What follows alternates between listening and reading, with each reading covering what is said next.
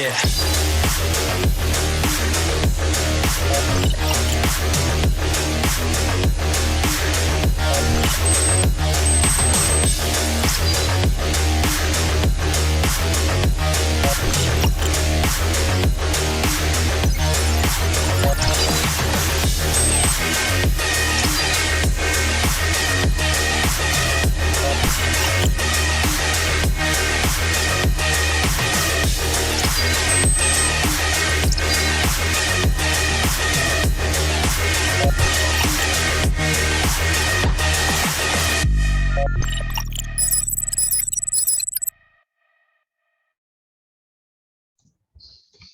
Hello, good morning, everyone. I see there are 28 participants in the Zoom already, but I only see 2 faces on cam. So hopefully you guys can turn on your cameras right now.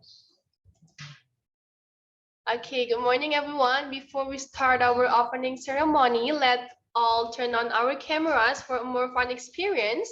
Well, for those of you who already turned on your cameras, I thank you a lot. And for those who struggling with your cameras, I will wait for you guys.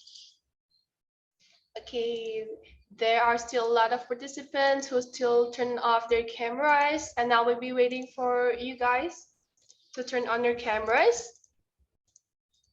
I want to see your handsome and beautiful face for today, for the first day of our wisdom programs.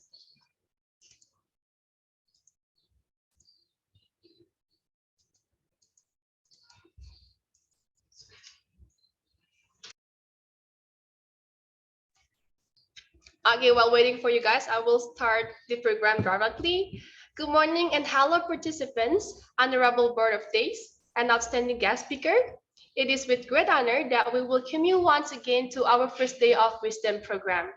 As you may have already known, wisdom or widening the impact of sustainable digital innovation in management is an international short course program, which is a collaboration between Universities Airlangga and Universiti Sains Malaysia. With that being said, we truly appreciate your willingness to learn and join this event at this wonderful event. We would like to also encourage every participant to join us and being active along this program for a few weeks ahead. And we aspire to see everyone to be brave to communicate their opinions and also their thoughts. And also, I hope that through this event, you will gain a lot of experience and you will gain a lot of friends from another country. And there is a lot of story to tell after this. Okay, before we start our opening ceremony, let me introduce myself first. Hello, everyone. My name is Chika, and I have been given the honor to be here as your master of ceremony for a few weeks ahead. So nice to meet you guys. First of all, please do not forget to fill in the presence form through the link that had been sent through the Zoom chat below. Okay, I will be waiting for you guys. And to let you know that the presence link will be sent at the beginning and at the end of the session for each day of the program. So make sure you guys fill in the presence link every day of the program. Okay, before starting the opening ceremony, I will be sharing the agenda for today's event. First of all, we will have national anthem of Indonesia and Malaysia, and also University hymn from Universitas Airlangga and Universiti Sains Malaysia. Following that, we will have welcoming remarks by the Dean of Faculty of Economics of Business Universitas Airlangga, and also welcoming remarks from the Dean of School of Management University Sains Malaysia. This will be followed by program information brief and general lectures in which you will have 3 lectures class for today. And this will be an exclusive opportunity for you to learn more about each topics. So make sure to keep your focus on and do not hesitate to ask in each lecture class. And don't worry guys, you will also have ice-breaking session to fresh up your mind during this event. All right, without further ado, for the very first thing, let us hear the national anthem of Indonesia and national anthem of Malaysia.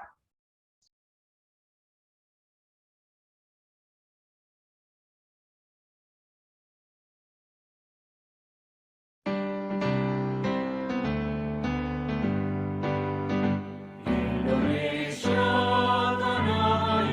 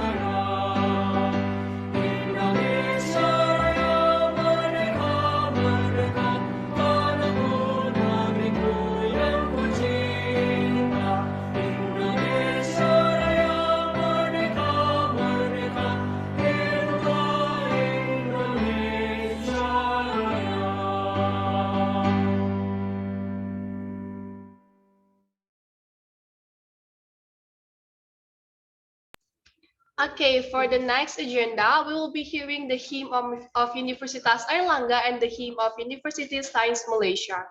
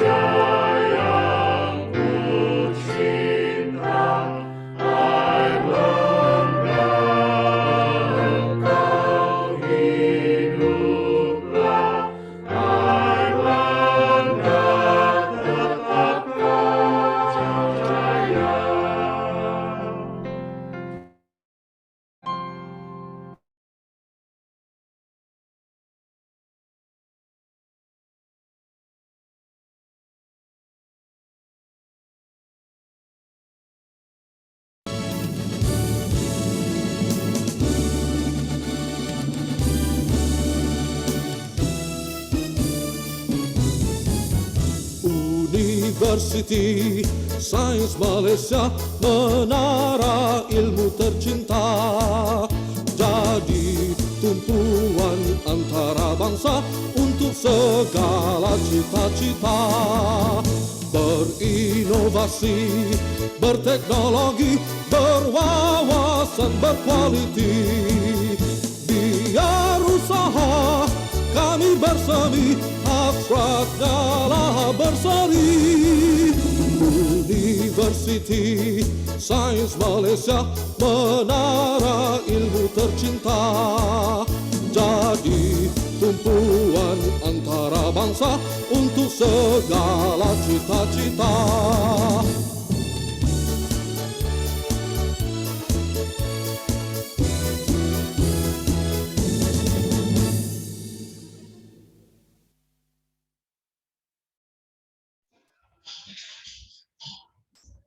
Okay, for the next agenda, we will have welcoming remarks delivered by the Dean of School of Management, Universiti Sains Malaysia, Prof.Dr. Noor Hazlina Ahmad. For Prof.Dr. Noor Hazlina Ahmad, the time and screen is yours. Okay, thank you, Chika. Very good morning and a blessed morning to everyone. Assalamualaikum warahmatullahi wabarakatuh. I'm pleased to be here with all of you today. I believe there's 40 of us this morning to join Wisdom program. Now, again, welcome to Wisdom, and it is a short form for widening the impact of sustainable digital innovation in management. And this initiative marks the 4th event of our collaboration, Universiti Sains Malaysia and also Universitas Airlangga for the past 3 years. And I would like to thank Associate Professor Dr. Teh Sin Yin for making this event successful and also for connecting us to Airlangga. And I believe the previous event was on business analytics, where we have about 100 participants who joined the program. So it's a very successful program, and I hope this collaboration can be extended further to more interesting and also innovative programs such as what we have today. And I think I would like to also thank the Dean of Faculty of Economics and Business, Universitas Airlangga, Professor Dr. Dian, Agustia, and the team from Airlangga University for making this event successful. And we have from School of Management, 4 lecturers, in fact, who will be delivering their lectures today and tomorrow and the subsequent day. Associate Professor Dr. Siti Rohaida, our Deputy Dean of Academic. Associate Professor Dr. Siti Hasna, our expert in digital marketing. Dr. Emma Izati, our expert in finance, technology and innovation, and also obviously Associate Professor Dr. Teh Sin Yin herself will be sharing more on business analytics and also those digital innovation. And Dr. Muhammad Shabir will also be joining all of you for lecture on analytics as well. And my congratulations to all 43 participants today from Malaysia and Indonesia. And I hope that you can learn a lot from this event. It's a very good collaboration where you learn culture from both Indonesia and Malaysia. And this is also a platform for you to widen your network and also your learning experience. So with that, Dr. Teh, you have video to show, or we should skip to the event? Because I saw it's supposed to be video. Sure. Yeah. All right. So thank you, Dr. Teh. Back to you. Just give me a second to share the video. You can continue to the video actually. Yeah. Just a second. I'm trying to share through Zoom. It doesn't seem working. Okay. Can you see my screen now? Yes, we can, Dr. Teh. The School of Management in Sains Malaysia.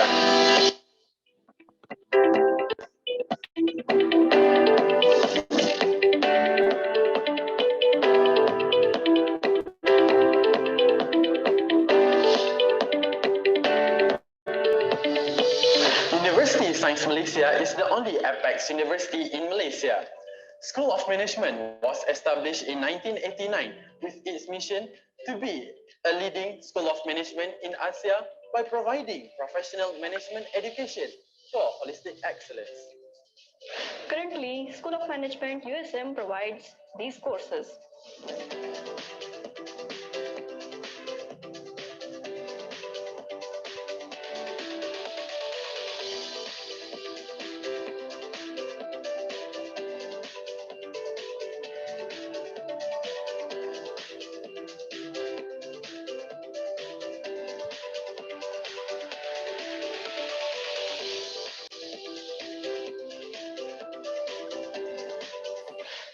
The syllabus are always up to date to ensure that our graduates are competent and relevant to both national and global market. With top-notch facilities, friendly students, and awesome lecturers and staff, the school is absolutely a great place for you to pursue your academic excellence. The School of Management also has a wide range of partnership locally and internationally. The school also works closely with the industry to make sure the students' skills and knowledge are always on par with the current industry trend.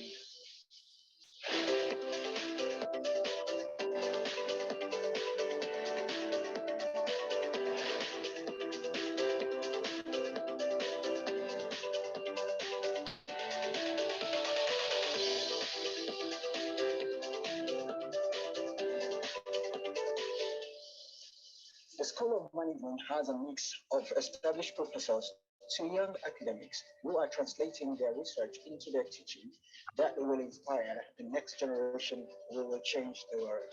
Other than studies, the school also has very active student society. We have various activities and programs to build students' social and soft skills that can help with future career aspirations. Once a SOMA, always a SOMA. The SOMA Alumni Network is made up of graduates that work all around the world. Some of our alumnus now hold high-rank positions, and some have even started up their own companies.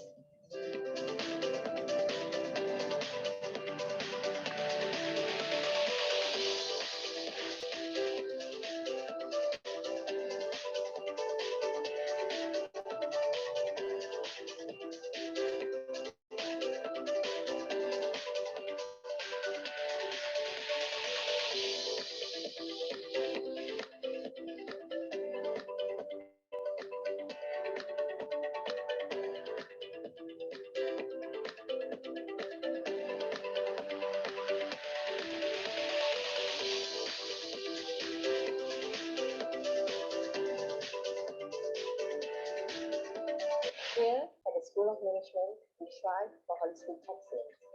If you are looking for an institution that provides high-quality accredited programs, engaging learning environment with esteemed and innovative teaching staff, a reputable institution that produces students that are highly sought after by employees, located in the heart of UNESCO World Heritage Site that is rich in culture and known as the Big Heaven of Malaysia, you will find that the School of Management, Universiti Sains Malaysia ticks all these boxes. We look forward to welcoming you to the School of Management.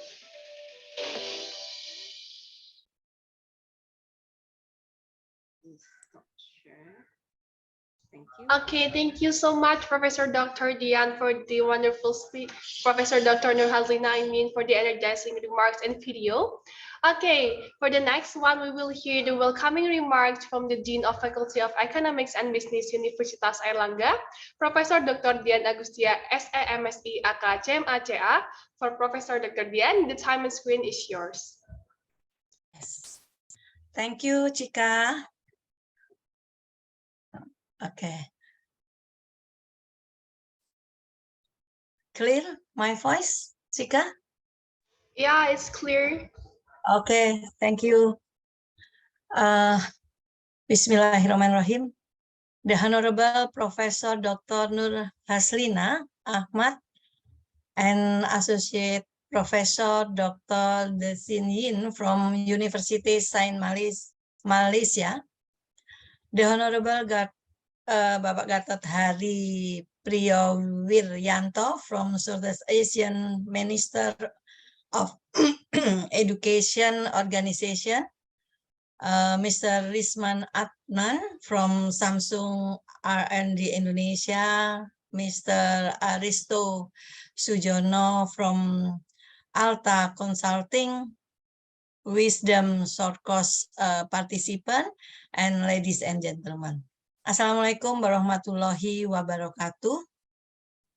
Selamat pagi and warm greeting from the Faculty of Economic and Business, Universitas Airlangga, Surabaya, Indonesia. It's an honor and privilege to be invited and address you at today's Wisdom, widening the impact of sustainable digital innovation and management short course.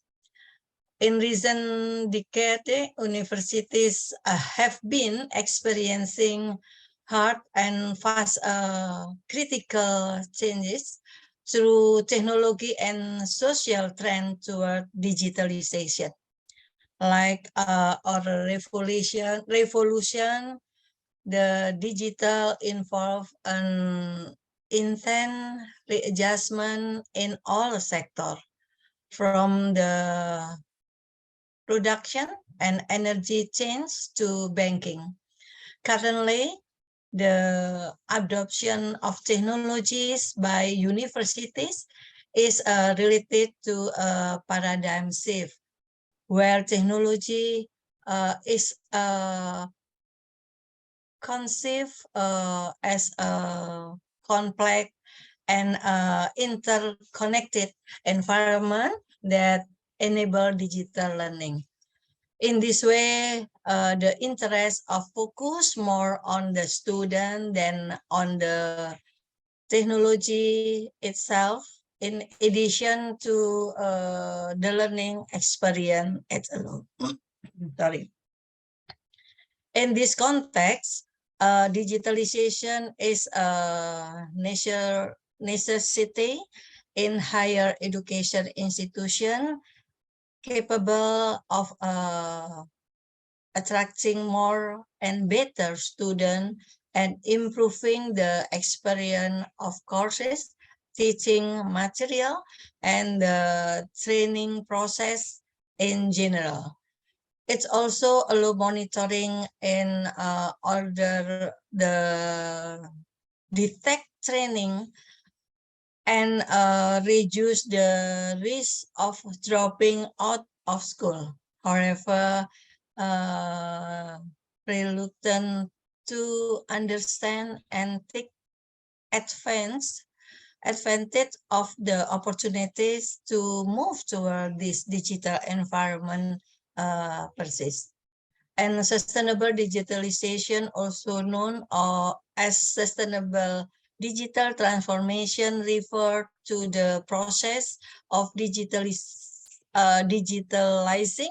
the economy in a long-lasting, green, and organic way.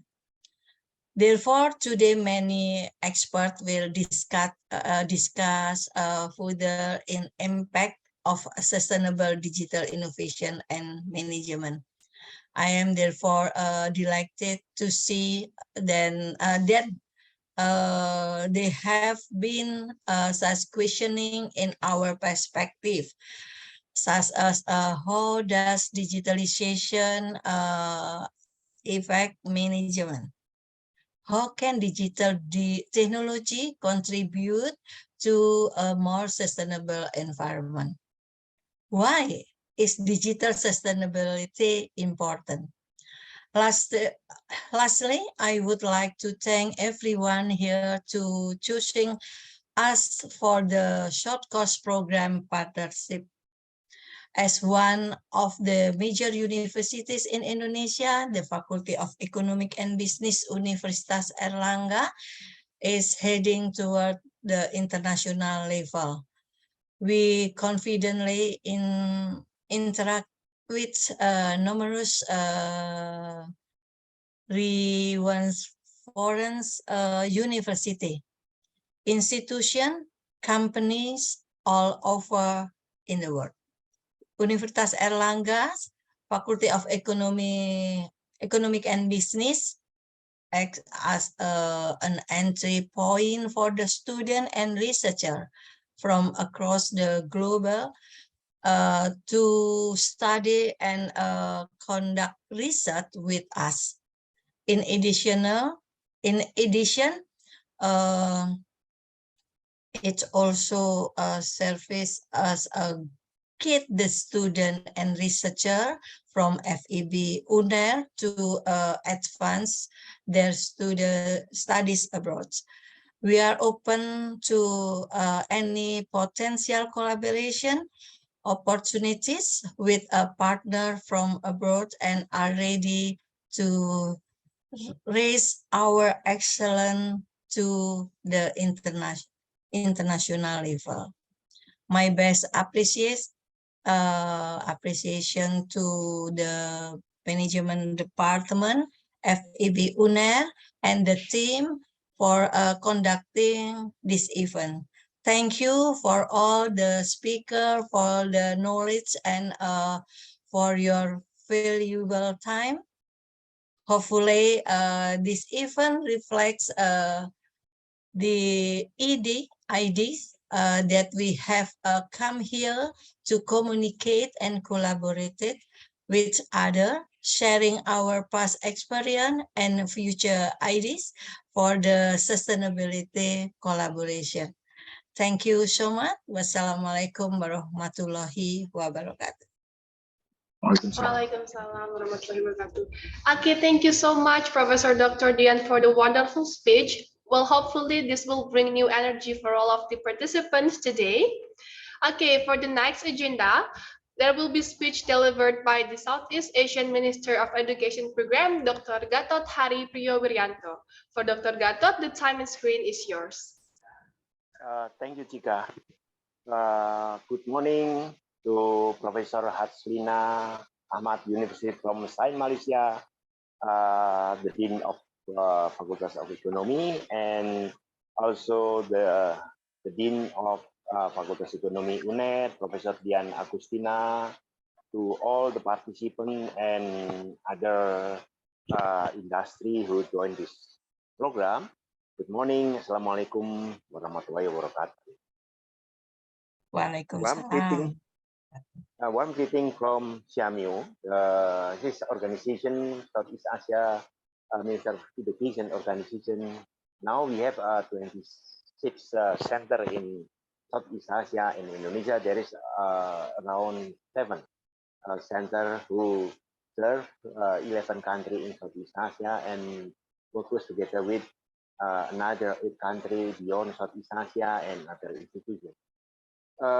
This morning, I want to share what we did, what we try to do in the future, and what we try to prepare in Southeast Asia until now. Puchika, can you share my presentation first?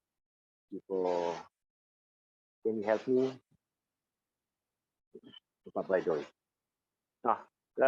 We just prepare what we with the new technology 4.0, what we can do together in Southeast Asia and beyond. Because this is a good opportunity that Universitas Airlangga and Universiti Sains Malaysia work together in the management, in the technology, for example. Next, please. And until now, like now today, you can see there is more than 40 participants in the right side. You can see this is example. This is 2 dimension, and then but since last year, I think 3-4 years ago, with the Mark Zuckerberg, with the Facebook, they changed the logo to the Meta, and then the metaverse has become one alternative for education, not only for business, but we just try to explore for education.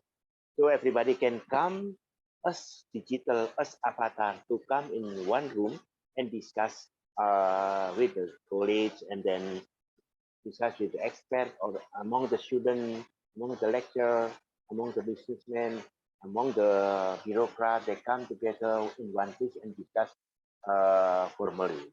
Next, please. And then what we did already, was prepared together since last year between Indonesia and Thailand joint program, like what we did now, lecture and student exchange, physically, content exchange physically, but also like now this is content exchange in uh, digital, for example. But we try to start to join the classroom to run the joint program. That means we develop together one room, digital room in the metaverse, and then we change our student, our lecturer, to be avatar, and then to join to this room, metaverse room, to follow the lecture, to discuss what kind of program that we can do together, join research, something like this in the small group or the big group. We have to prepare our young generation, our lecturer, our teacher, to know about this potential and possibility new technology 4.0, to know their friends, their colleagues, their partners in the future. That's why we try to prepare the joint metaverse room. So next, please. Now, this is our suggestion prediction. We have in 2020 Indonesia, for example, this is 4,500 institutions, and then we do hope maybe because the government try to push to encourage to merge the small university to be one or two networking or something like that. And the student, we do hope in the coming 10 years, maybe double 14 until 25 million, for example. And then the tuition fee, this is the prediction with the new technology. Maybe we can reduce the tuition fee from 5 to 25 million, and reduce until 1 until 3 million, for example. This is our prediction. If we use the technology and the technology or the bandwidth become cheaper in the future with the 5G, for example.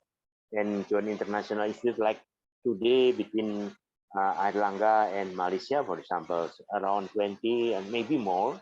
But in the coming years, through the new technology, through the another possibility, we do hope the joint international institute has become 100 or 200 institutes. Not only the university, but also every faculty, every program study, they have a partner across Southeast Asia. This is our hope in the future to increase the capability and capacity of our lecturer students to know each other and then communicate each other, and then develop a new technology, develop a new information that benefit for good country or 3 or 4 country in Southeast Asia, for example. This is our dream. Next, man. And this is a description in education. Maybe there is in our regulation, there is lecture and student ratio. For example, one lecture around 30, 40 students. But in the future, we have to think one lecture, maybe 100, maybe 200, because there is a new technology that the lecturer use YouTube, use TikTok, use another technology, Instagram, to transmit the knowledge skill to the student across Asia, Southeast Asia, and beyond, for example. And the universal number and the number of the students become bigger and bigger, for example. And also the university becomes smaller. For example, this is my suggestion, just to discuss with our team here. For example, in ITB or in Universitas Pajajaran, because I'm now active in the University Pajajaran in ITB and also in the university to develop new technology. Can you imagine UNER, for example, now every year receive around 3,000 students, for example, or 5,000. But the coming 5 years or 10 years, UNER can receive double, triple without build a new building. But use technology, the student can come from everywhere, from Southeast Asia, from beyond Southeast Asia, to join to the UNER and joint program between Malaysia and UNER. And then they use the IT, they use the platform And then the student can come from Cambodia, from Philippines, but like now, because of the pandemic, our students can stay at home, they can learn from their home to Surabaya, for example. But things about the possibility for the joint program between Malaysia and Indonesia, UNER and Universiti Sains of Malaysia, because we talk about widening the impact of sustainability, digital innovation in management, management of the university, management of the industry, management of something new, for example.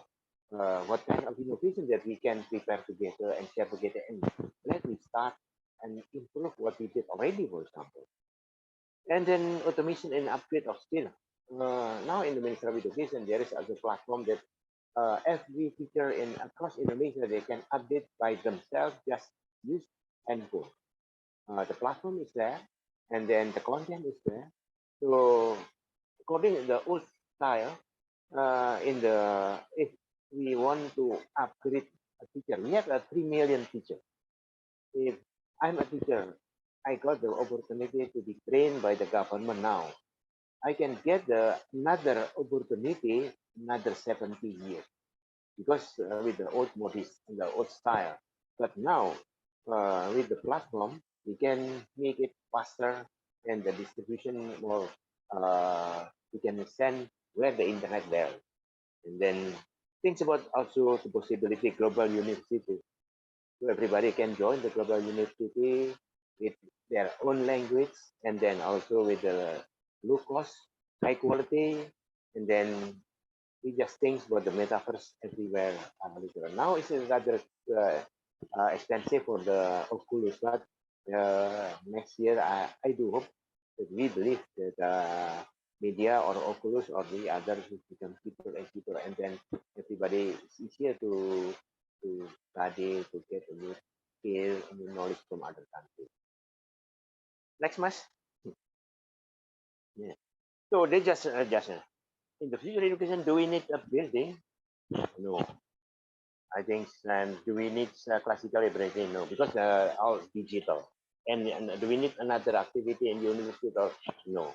We need a joint virtual class, joint room, joint virtual campus, joint lecture, and another joint that I do hope that you can explore during the activity between Malaysia and Universitas Airlangga the coming month, coming week until 25 September, for example. This is let's explore together what you have done and what we have done. Join it, and the result can become better and better for benefit of the country, benefit of the dean and the rector, to get a new knowledge and to get a new friend. They can go everywhere between Malaysia and Indonesia, but they know each other in the metaverse room, for example. Next, Mas, maybe we can go. The motto is low cost. Let me think about it. Low cost, high impact, fast content distribution, global virtual, unity school, learning center, or something.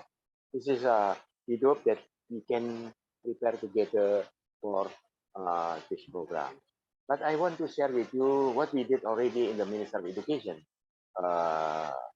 special in vocational school, how we upgrade our teacher, our student with the metaverse. This is one part of how we improve our lecture skill, our student skill, and then another activity that we can do together in the future. So, Mas, yang video itu Mas, metaverse. So I want to share with you about the test compile that we prepare.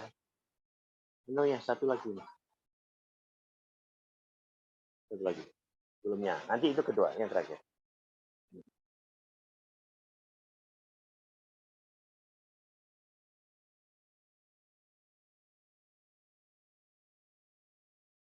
Yeah, there's ke kanan ya.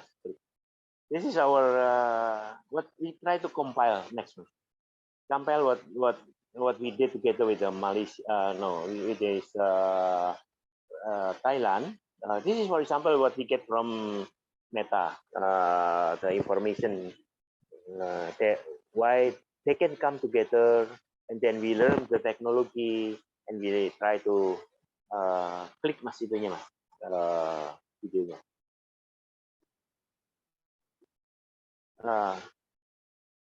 We try to train our teacher, our student with this program, for example, and then see what happened and prepare them with the right device. All right, perfect. Oh, hey, Mark. Hey, what's going on? Hey, Mark. What's up, Mark? Yeah, Whoa, like this one. You can see everybody can come to one room and discuss what kind of technology, what kind of knowledge depend. But we have to change to be avatar first. It's easier to be avatar. Now we try to prepare in Universitas Pajajaran. Start this semester in the Faculty of Fishery and Agrotechnology. We change our student to be avatar, and then we come to this room, and then introduce them as avatar to join and to learn from them. We introduce the technology to make our course easier, for example, like this. We can put all the 3D, the content, so you can see every corner, every point that you want to explain to the student, where the student come from, Papua, from Sulawesi, from Johor, from Bangkok. They can come together in this room. Next, mas. Stop. Hey, one sec, Videonya. Next. You have to see this beast is going crazy. Oh, Next. I love that guy. This is okay. Terus mas, lagi. Next lagi. There is a 7 level from the metaverse that you can see or whatever. This is next. Okay, this is good. Next, mas. This is 7 level that you can see and from the literature, but we try to explore, to train our teacher and our student how to develop first level, second level, or third level, not until the 7th level, because we need a good device to prepare them. And then also there's a cooperation from our student with the student from Malaysia already. We did already, for example. Next.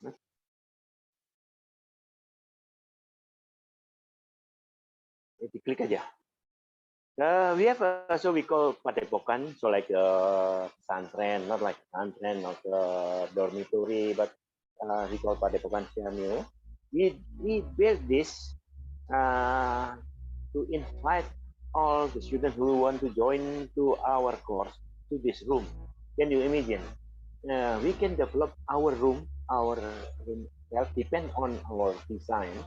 So the student can come through this room as avatar, like the first example that we explained by Mark Zuckerberg from his book, for example. You can imagine this is the hall, so we can put all the information in the wall, and then student can come and discuss with the friend in the corner, in the other place, something like this. This is we try to train our teacher, our student, to develop this, to understand the system, and they can come to this room as avatar and discuss what they can discuss in the future. And then we try to make them understand and prepare it together among the student, among between 3 or 5 students. We start in January this year. We train more than 150 schools. That means every school have must send 3 teachers and 7 students to join this program. So we just prepare, like this room, for example. So you as avatar can join this room and then discuss with your friends, something like that. This is how we use the metaverse room that we developed together in 2 weeks, for example, and then everybody can join. Can you imagine if you Here, the real building, like in Malaysia or in Indonesia, it's costly, and then it takes time also. But this is the benefit of the technology. But we have to prepare something in the future for this, for example. Bisa dicepetin dikit? Nah, for the next. And then this is okay, next month, the element of the metaphors.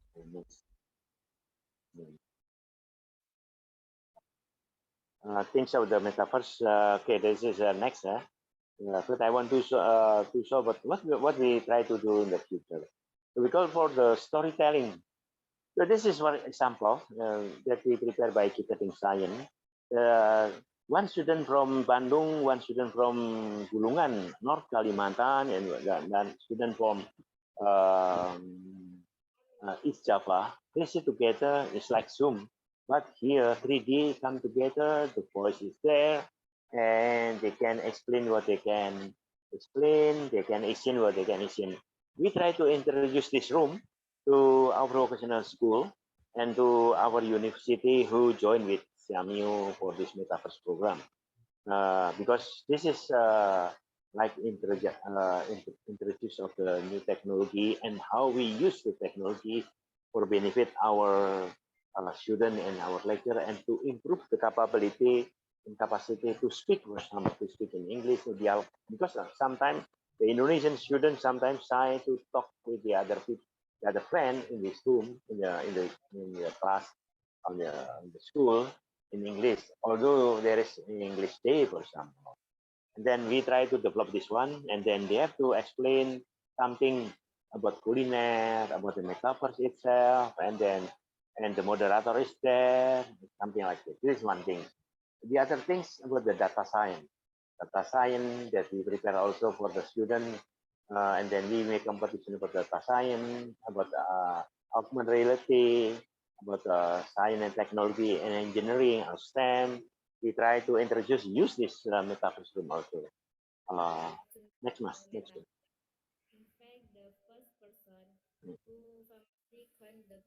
This is another room also for the discussion, because we can develop room depend on our taste, on our idea.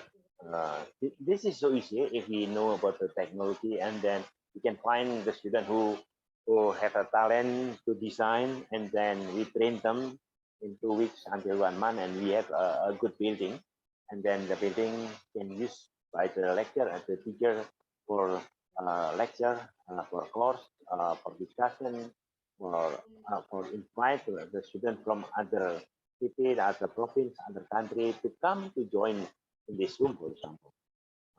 This is the new technology that we prepare together for Indonesia, and then this may be just input for the participant for the wisdom, widening of the impact of sustainable digital innovation in management, for example. How we manage the school in the future, in aspect of the school, how we manage the industry, in aspect of the industry, for example, or people, or manpower, something like that. We try to with the mining company, how to develop the metaverse for the mining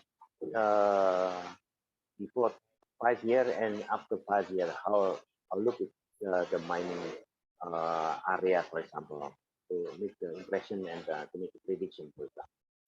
Next, Mas. Okay. This is, for example, our school. I want to give you a so you can go to one school and then like this. So can you imagine from Malaysia can come to Tulungagung and then come to take a walk here as avatar. You can see what happened in the school, and you can introduce yourself to the principal and discuss with the student. So this is produced by the school, the student in the Tulungagung, for example, just by skill, for example. So we try to train our teacher and student with the new technology for 4.0, where the augmented reality, virtual reality, mixed reality, and then put together in the metaverse room, for example, like this. So everybody can see, oh, I have to go to Tulungagung, I have to go to Kalimantan Utara, I have to go to Selangor, for example.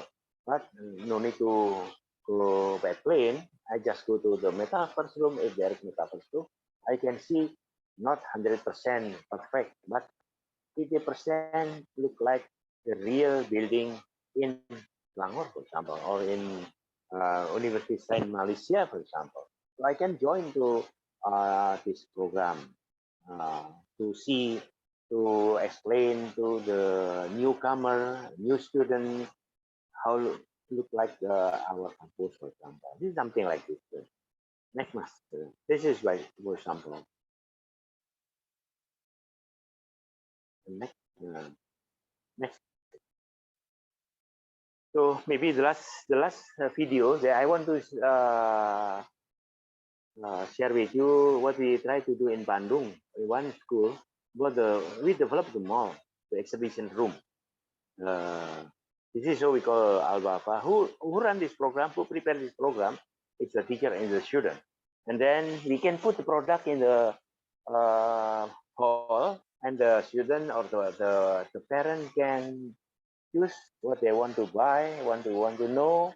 Just click over there and then come to the course, or come to the product, or come to the WhatsApp or Shopee, where they can buy what they need, for example. This is, for example, this is because SD Sekolah Pencetak Wirausaha.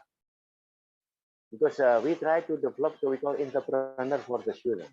So if they have a product, so let the product put in the booth, and everybody who can come to this room, they can just go there and click. They can choose, for example, to choose digital artwork, or this is food, or this another thing. They just click here and then everything is there. This is part of the program that we try to promote the product from the student and the school to insert in one virtual mall, virtual exhibition room that everybody can join 24 hours. Can you imagine? Normally, if there is exhibition, 1 day, 2 days, 3 days, it is full effort. There is a lot of money that we have to spend. But now with the virtual exhibition like this, the exhibition can prepare and we can run 351 day, 24 hours, something like this. This is the benefit of metaverse for the economy in vocational school. I think this I want to share with you what we try to do in Indonesia in the last year, and then also with Thailand. We just prepare also with Philippines to prepare joint metaverse room between Pangasinan University and one with Unpad University or another school, professional school that we start in September. But please think about the possibility to develop the metaverse room between Universitas Airlangga and Universitas Sains Malaysia. This is what we did already.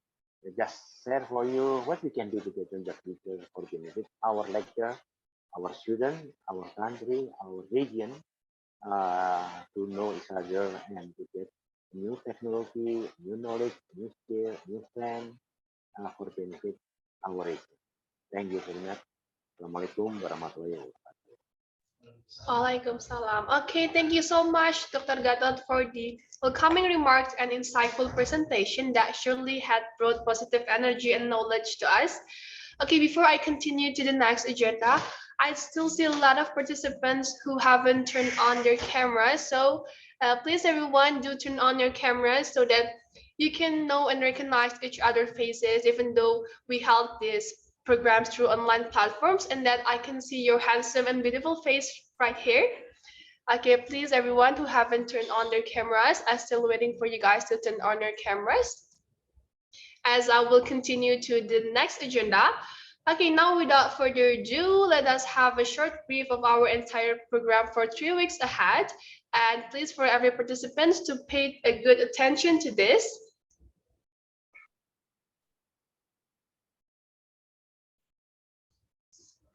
Okay, so I'm quite sure that every participant had already received the handbook by yesterday, but I will explain a bit about this program.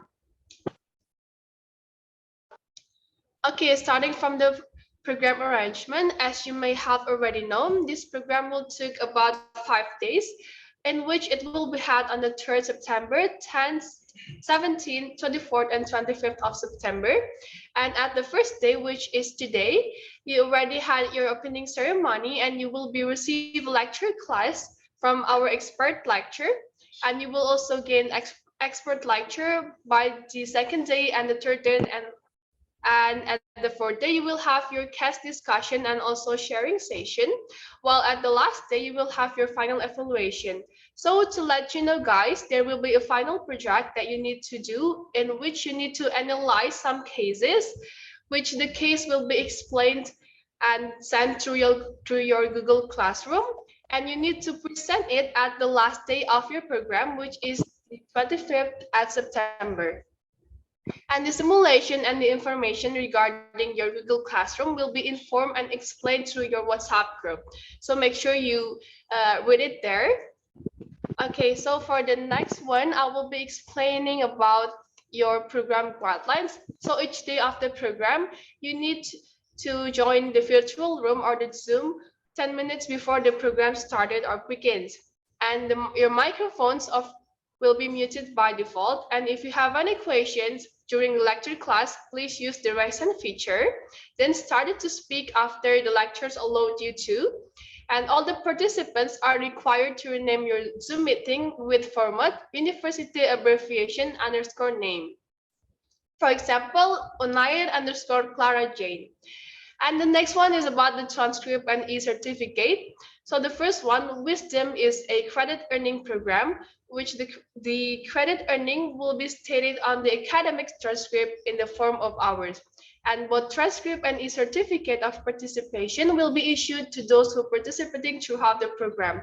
So make sure you join this program for 5 days and make sure you finish your final project presentation, as well as filling the attendance form.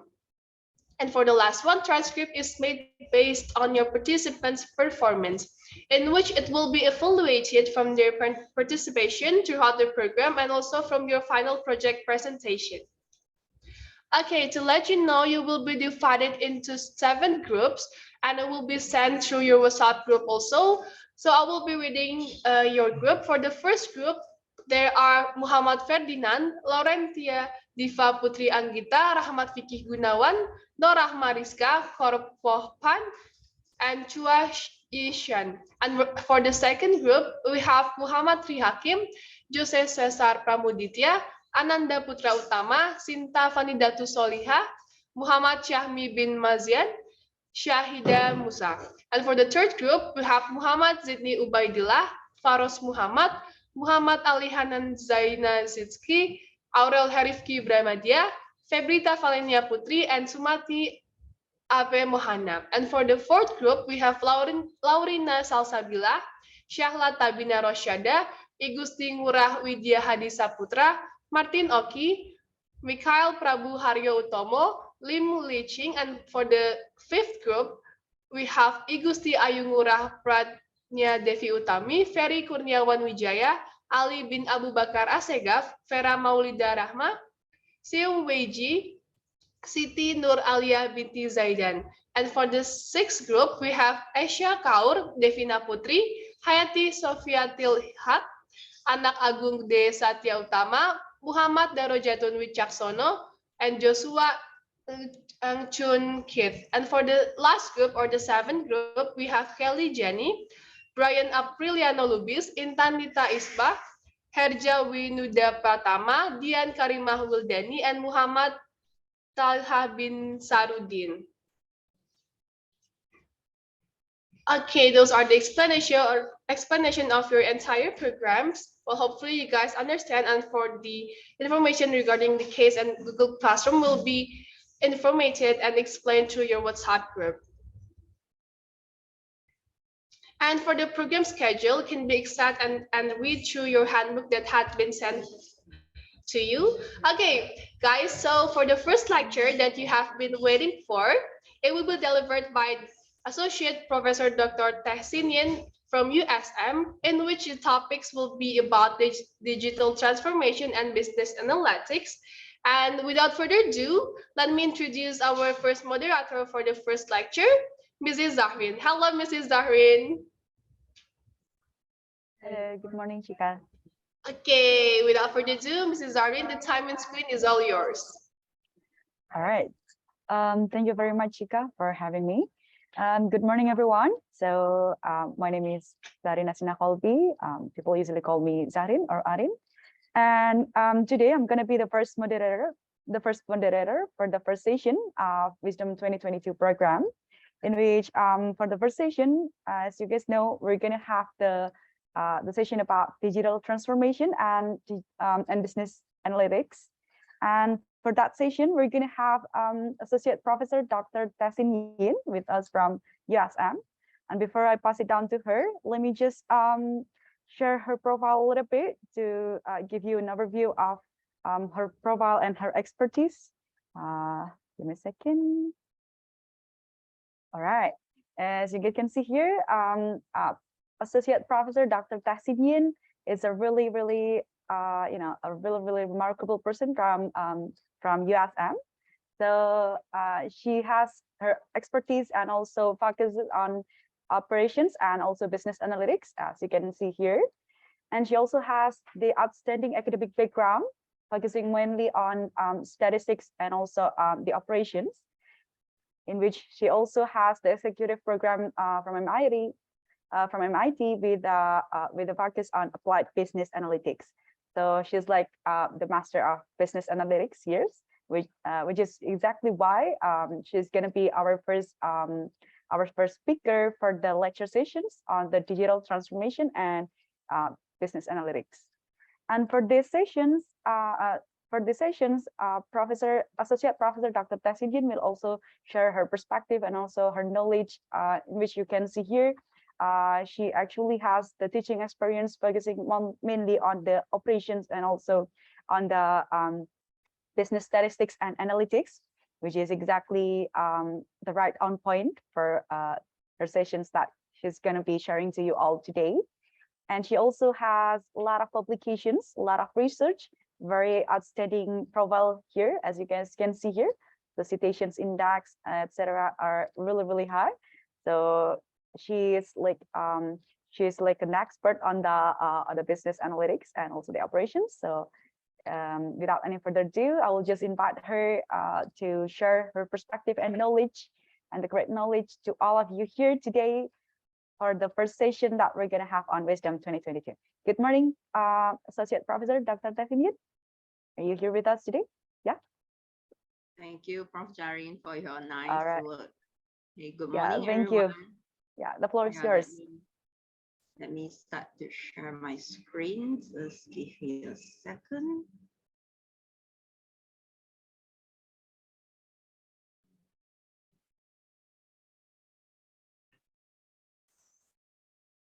Okay, can you see my slide and hear me clearly? Just give me a smiling face or thumbs up. Thank you, Prof. Zahrin. So I hope it is to be more interactive session. So I hope students can give me some response or we are doing this together. Good morning, everyone. I'm Teh Sin Yin from School of Management, Universiti Sains Malaysia. So first of all, I would like to take these opportunities to thanks to Universitas Indonesia's Universitas Airlangga for giving School of Management USM a chance to collaborate and organize this wisdom short course together. So this morning, I'm going to share with you about digital transformations and also business analytics. Okay. So just now, Prof. Zahrin already introduced about myself, so I'm not going to read through this. Thank you very much again for the nice word.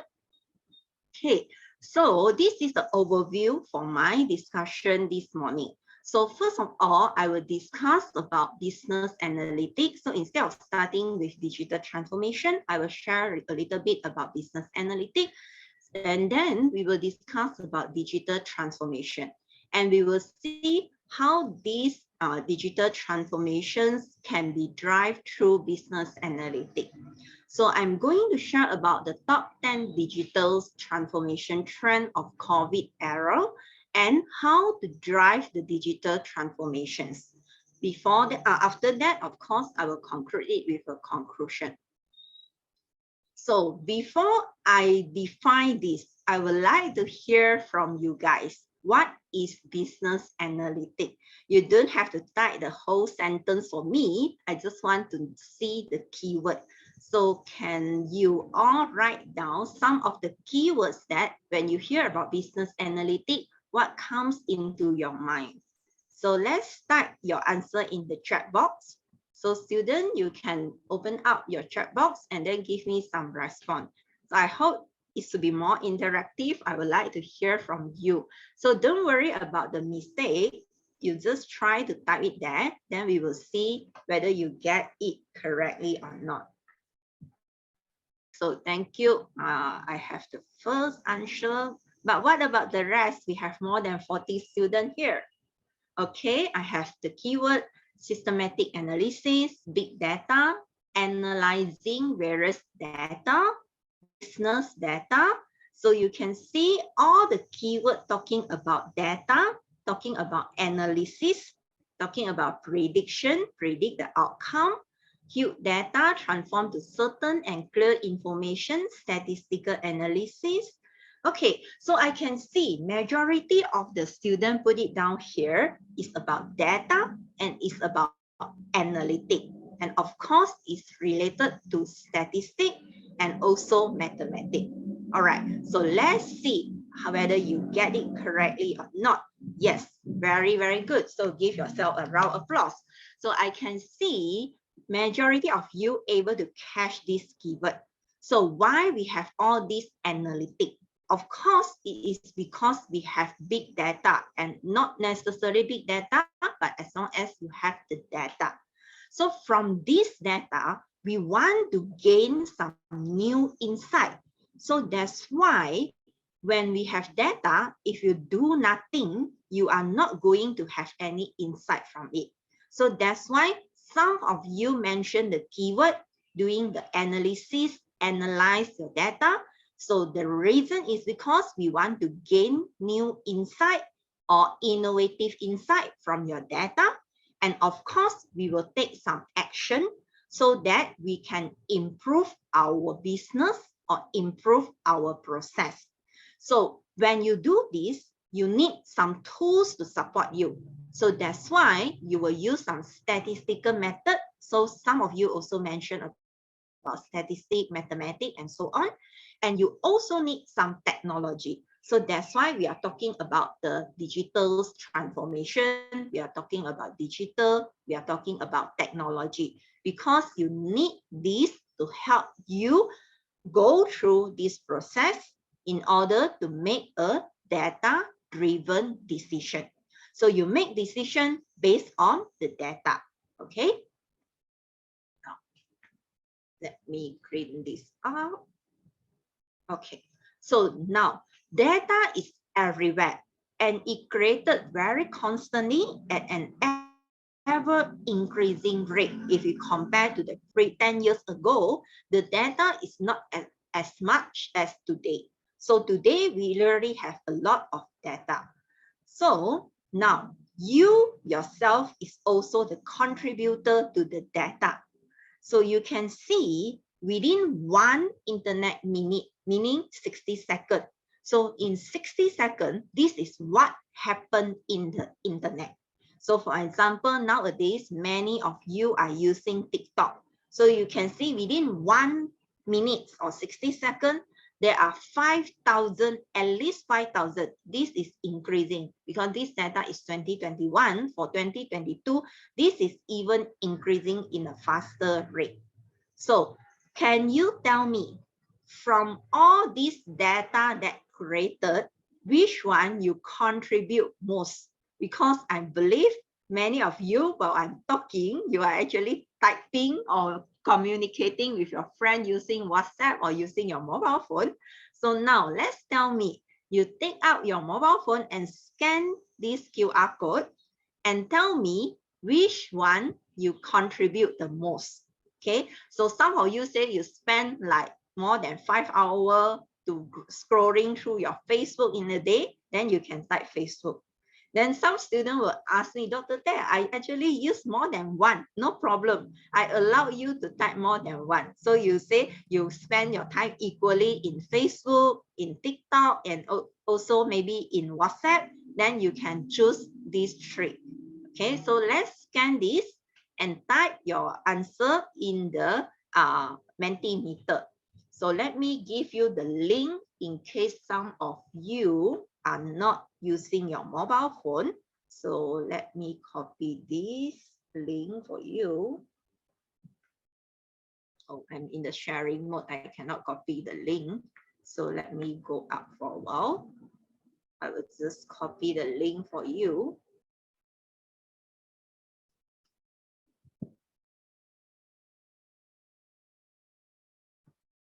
Okay.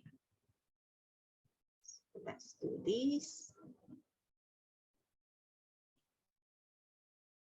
Okay, I already put the link in the chat box. So you can either scan the QR code or you can click on the link and then answer it. So I have only 3 students answer me now. So what about the rest? We have 40 hours here. So 30 hours, yeah. So let's wait for a few seconds for the answer. So let me share this screen with you.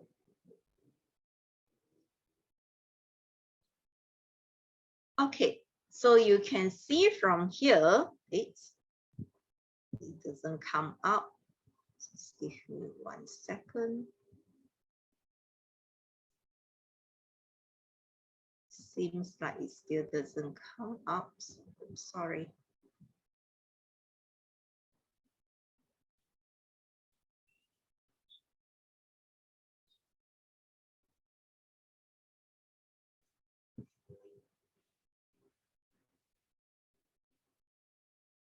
Okay. Can you see the Mentimeter output now? Okay, so yes, from this Mentimeter output, we can see that majority of you are using WhatsApp, and then it's also equally contribute for Facebook, Instagram, and also YouTube. So TikTok, Twitter, LinkedIn, and etc. have some contribution, but not as much as Facebook, WhatsApp, and Instagram. So you can see every day you are actually contribute to the data. So you are producing the data. So let's say if I am a business person, I want to do my marketing. So from this information, I will know that I should promote my product or my services through YouTube, WhatsApp, and Instagram. Then I will able to reach you. So that's why data, when you accumulate it, you collect all this data, you do some analysis, even from this word cloud itself, I can already know which are the top 3 social medias that I can reach you if I want to do some marketing or promote my product. Okay. So let me go back to the slide.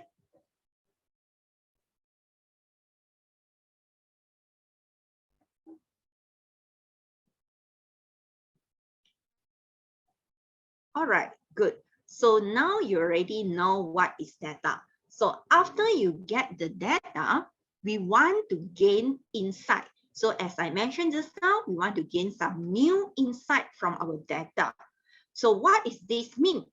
Which means we try to understand what is going on a particular situations for the organization or for the business so that we can make well-informed decisions. So not all insights are actionable. So what do I mean with this? For example, if you say that you want to send your product to the moon, So if you want to send your product to the moon, you need to have money for that, right? So if your company don't have enough money to execute it, that means you have the insight, but you cannot do it. So that is considered as not actionable. So when you propose some new insight, you have to make sure your insights are actionable and it is direct, meaningful, and you can take it from analyzing any type of the raw data from the company or from the online sources that you get. So when you do your project later, you have to make sure that the insight that you propose are something that can be done. It's not that something that falls from the sky. You have very big vision, but it cannot be executed. So that is what we call actionable insight. Now, action. So after we have the data, we gain some insight. So we start with the data, we gain some new insight from it, and then we want to take action. So this action is a process to deliver the significant business benefit. Meaning after you implement it, it will bring some significant impact to your business. So for example, it can increase the cost of your company, it can bring more customer to your product, and so on.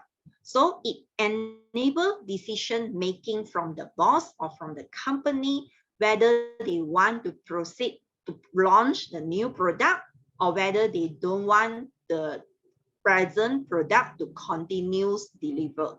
So these are the actions that we can take. So this is one of the framework that you can use when you want to do your project later. This framework is proposed by MIT. So the professor from MIT. So you can use this as one of the way when you want to conduct your project later. So let me give you an example, a simple example. Of course, in the real life, you will have more complicated example. So first, let's say if I give you 3 data, date, Mimi, and a cat. So if I give you this set of simple data, what are the insights that you can gain from here? You may say that 2020 1st of April is Mimi date of birth and Mimi like cats. Okay, so Mimi is the owner of the cat. So she like cats and this date is the date of Mimi birthday. And what is your action? Let's say if you know Mimi, you are Mimi good friend. So what you will do, the action is you will buy Mimi a cat bowl. So you buy this cat bowl for Mimi during her birthday and Mimi, your friend, will be very happy. So these are the data that you get. From this data, you gain the insight. And then from the insight, you have some actionable plan or decision. Okay. Now, this is the framework that I mentioned, and this framework is proposed by MIT. So if you look at here, the orange color is the traditional flow. So we have the data, and then we go to insight, and then from the insight, we go to the action. Okay, and for the new trend, the recommended flow from MIT is the yellow color one. You can notice what are differences between the yellow and the orange color one. The yellow color one, there is an extra return arrow here. So why we have this extra return arrow here? After you gain some insight, why you need to go back to the data again? Let me give you one example. Okay, let's say the same data that I given to you just now. Okay, maybe you have a wrong or inappropriate insight. The 2020 1st of April is the date of birthday, which is correct, but Mimi is not the name of the person. Mimi is the name of the cat. Okay, so in this case, if you want to take some action, you should celebrate the cat birthday and the cat will be very happy. Okay, so that's why the domain knowledge is very important. Although we have data scientists, but data scientists, they can only analyze based on the data. But if you are not the domain expert, you don't really understand the data in depth, you may give some wrong insight. So that's why there's a reason that we have this reverse arrow. So this reverse arrow gives us a chance to revise our insight. If it's wrong, then we can redo it and we can reanalyze the data and gain a new set of insight. Okay, and now my question, why there is no backward arrow from action to insight? Can you tell me the reason? So let me open up my chat box. So can you give me a reason why there is no arrow coming back from action to insight? You see, they propose a new arrow from insight to data, right? But why? There's no arrow from action back to insight. Can you tell me the reason? It's quite logic. You don't have to Google the answer. You cannot Google the answer as well. So let's think about it and then type it in the chat box.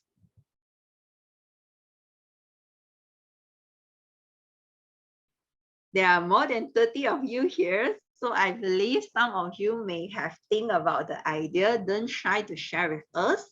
If you don't want to answer to everyone, you can just answer to me. Okay, so I will just give you a chance to answer this, and I will give you the answer later. So you can type your answer in the chat box. I will wait for it while I'm talking about the next slide. Okay, so digital transformation. So now I have already discussed about business analytics. We have data, insight, and action. So let me see, I have someone type in the chat box to me. So the reason given is because we already have the result that cannot change. Very good.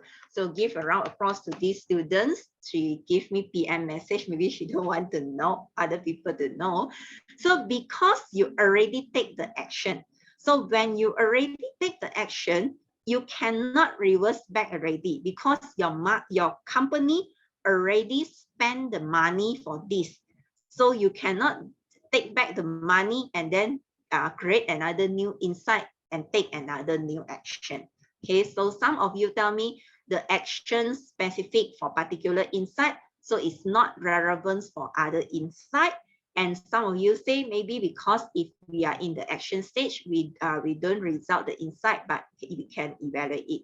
So I think the best answer is the first answer, that because the result already cannot be changed, because you already take action, so you cannot change the action anymore. Okay, so that is the reason. Thank you very much for your participation. Very good. So let's see. Digital transformation. So you already know what is business analytics, but what about digital transformation? Digital transformation, it is a process, and this process uses the digital technology. So why we want to use this digital technology? Because we want to create new one, or we just want to modify what we have now, okay, for our business process, for the culture in the company, and also to enhance the customer experience.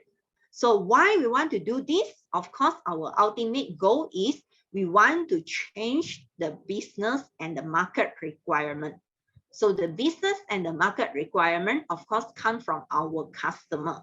Okay, so for example, you can do some things so that your customer will have a better experience when they visit your company, okay, or when they are enjoying your services. So that is considered as a digital technology transformation. Okay. So we are currently in the era of digital transformation and AI. AI stands for artificial intelligence. Comparables in significance and impact to the Industrial Revolution 4.0. It is because of this IR 4.0, the era of digital transformations and AI now come into place. Okay, and the business as well as the industry across the board, they are becoming more reliant on the digital system and automation. So as you hear from the earlier presenters, the automation is now already in place, and it enables corporations delivering these services faster than ever before. So why we need to have all these automations, why we need to have this digital system? Of course, it is faster and sometimes it is cheaper as well. So instead of, you can imagine when you produce a new product in the industry. So if you ask manpower to do it manually, it could be quite slow because people can feel tired. But if you let robot to do it, it automated the process, then it can produce the product 24/7, meaning it can produce every second, every minute, and without feeling tired. Okay. And in the COVID-19 pandemic, it brought the technology changes at breakneck pace, meaning it become a very fast speed. So let's say 4 years before this, if I ask you to enter to Zoom, so all of you maybe have not even hear about Zoom. But now if I tell you to log into Zoom, everyone know how to enter to Zoom already. This is because during the COVID pandemic, all of us need to do online classes. That's why you already learn how to log to Zoom or WebEx or other software. Okay. So I've put together a list of the top 10 digital transformation trend of this COVID era. So let's look at what are these top 10 digital transformation trends. So let's look at this. This list, it will serve as a forward-looking guide to where the technology has biggest impact on the business. So it is actually a list of the guidelines for the industry as well as for us as a student or as an academician to pick up. Okay, so let's look at these top 10. So some of you may know some of the thing here, some of you may not know this thing here. So let me just briefly walk through with you. So the first one, we have this 5G. Maybe I should use another color.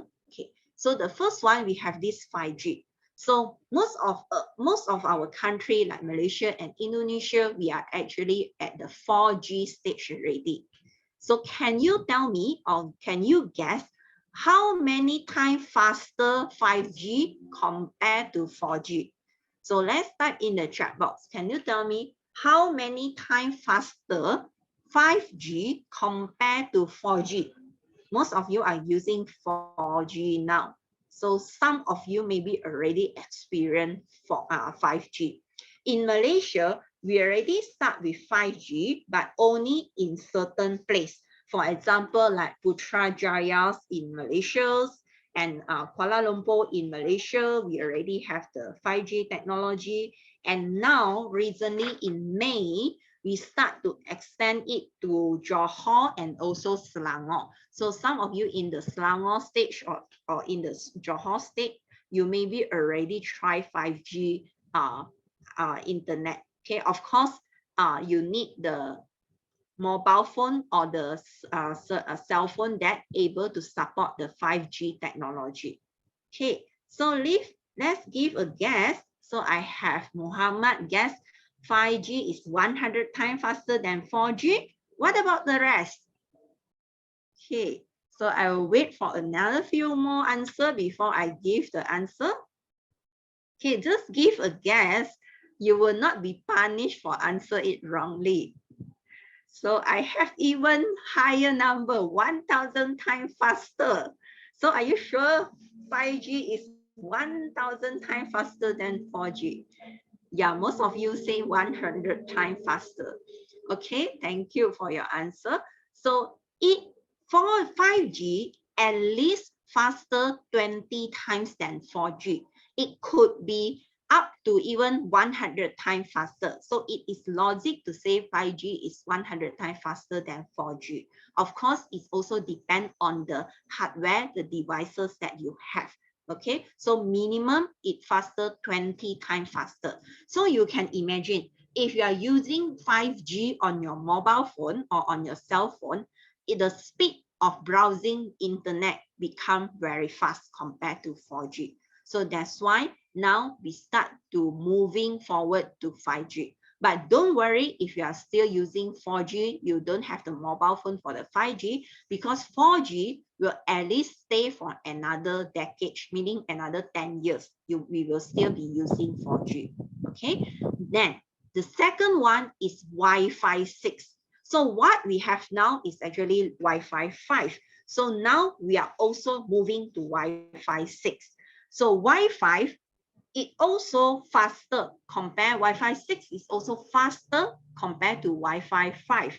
So this Wi-Fi 6, of course, you will need a new router. So let's say if you're home, you want to change to Wi-Fi 6, in Malaysia, it is already available. So when you subscribe to the new, let's say if you subscribe to the new broadband package, it will give you come together with a new router, because you need a new router to support this Wi-Fi 6. Again, Wi-Fi 6 is faster than Wi-Fi 5. And how many % faster than Wi-Fi, the Wi-Fi that we have now? Can you guess Wi-Fi 6, how many times faster compared to the Wi-Fi that we have now? So you can type your answer in the chat box. I will come back to you with the answer in a short while. Okay. So number 3, we have this analytic. So earlier on, I talked about data, I talked about insight, I talked about action. So that is basically data analytic. So when you have the data, you need to do some analysis to gain the insight. So that is basically the analytic part. Of course, we will have descriptive, predictive, and prescriptive. So to discuss more about this, I believe later on, you will have the machine learning class to discuss this. Okay. And number 4, we have AI and machine learning. So this is the next topic that you will listen later. Okay, the next topic talking about machine learning and artificial intelligence. So let me put it in the layman term. Many of you hear about machine learning, but are you really know what is machine learning?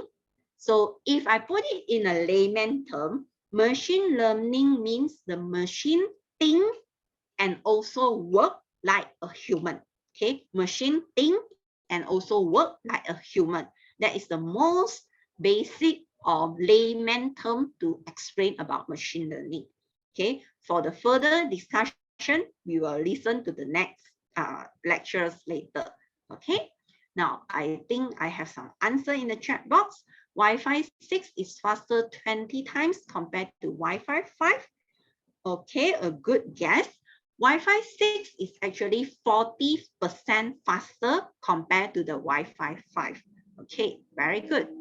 So let's move on to the 5th digital transformation, blockchain. So blockchain is like a legends, open digital ledger that we can use by the practitioner to record and also to extract our retail transaction. So for blockchain, later on, you will learn from Dr. Emma from School of Management about the fintech. So the fintech technology is also part of this. You will also hear about these blockchains in the fintech talk later. Okay. And then number 6, we have process automation. So just now, the earlier speaker, Pak Hari, you hear about the automations in upgrading of the skill, right? So that is basically the process automation in the education. So of course, we also have process automation in the industry and so on. Okay, so automated the process instead of man doing it, we let the robot or the machine doing it. All right. And then we have this conversational AI. So this term conversational conversational AI might be quite new for you, but it's actually not new. If you know about AI speaker, okay, for example, some of the AI speaker is like the Amazon Echo. You have this like Amazon Alexia, Timo Genie. In China, most of us use Timo Genie. In Malaysia also, some people are using Timo Genie and Google Home. So some of you are using Google Home. So this type of product, they are actually AI speaker or the voice assistant. So these products are part of the conversational AI. When you ask them questions, they're able to answer you, they're able to provide you the information. Okay, and always connected PC. So because of the internet and because of working online now, you are studying online now. So that's why we need to make sure our computer can connect. Even you put it there, open it for 24 hours, it is able to support and able to run it. Of course, if you are using laptop, then your power, the battery inside your laptop must be able to last for longer hours so that you can working it with it. So these are the always connected PC. Okay, and the connected device is expanded. So last time when you are working with your mobile phone, you can only WhatsApp using your mobile phone. But now your WhatsApp can be connected to your computer. You can use it simultaneously using your laptop and also using your mobile phone. So the device that you connect become more and more. You can also connect it to your tablet, so you can use it on your mobile phone, on your laptop, on your tablet at the same time. So this is what we mean connected device expanded more and more. Okay, and then number 10, everything as a service. Last time when we talk about something about digital, most of the time we will talk about the product. So you have a mobile phone that is digital phones and not focusing on the service. But nowadays, when you are talking about digitals, then we are also talking about service. Like for example, your AI speaker, they are actually providing a service to you. Okay, so we are moving forward to the services instead of the product. So these are the top 10 digital transformation during the COVID era. So some of you may ask me, Dr. Teh, what about IoT? IoT is so important, and I was recommend to talk about IoT. IoT is one of the digital transformation trend, but it already happened few years ago. So that's why these are the latest digital transformation trend during the COVID era. So some of you may be very familiar with e-commerce. E-commerce also already the digital transformation trend a few years back. Some of you talk about cloud computing. Cloud computing also already happened few years back. Okay. All right. So let's move on. You already learned about the 10 digital transformation trend. As a student, how to drive this digital transformation. Okay, so we are talking about the how type. So what you can do is you can reskill or you can upskill to support lifelong learning. Meaning like you attending these short course, the wisdom short course, you are actually upskilling yourself. You're trying to pick up the new information. You can also continue learning some new tools. So you hear nowadays there are Python software, R programming. So this type of software you can try to pick up. They are the tools that you can learn. And you may want to find some institute like you joining Universitas Airlangga or you joining Universiti Sains Malaysia. This is one of the way for you to learn. And of course, last but not least, you can search some online courses or video to help your learning. So nowadays, many of you are using YouTube to learn some skill. So YouTube could be one of the way for you to learn. And you may ask me the next question, Dr. Ted, what should I learn? So what should you learn? These are some of the top technology that you can learn. So you can learn about AI, you can learn about machine learning, you can learn about automation. Remember just now, Pak Hari shared with us about automation. You can learn about edge computing. And of course, virtual reality, VR, that many of you using in the computer game, okay?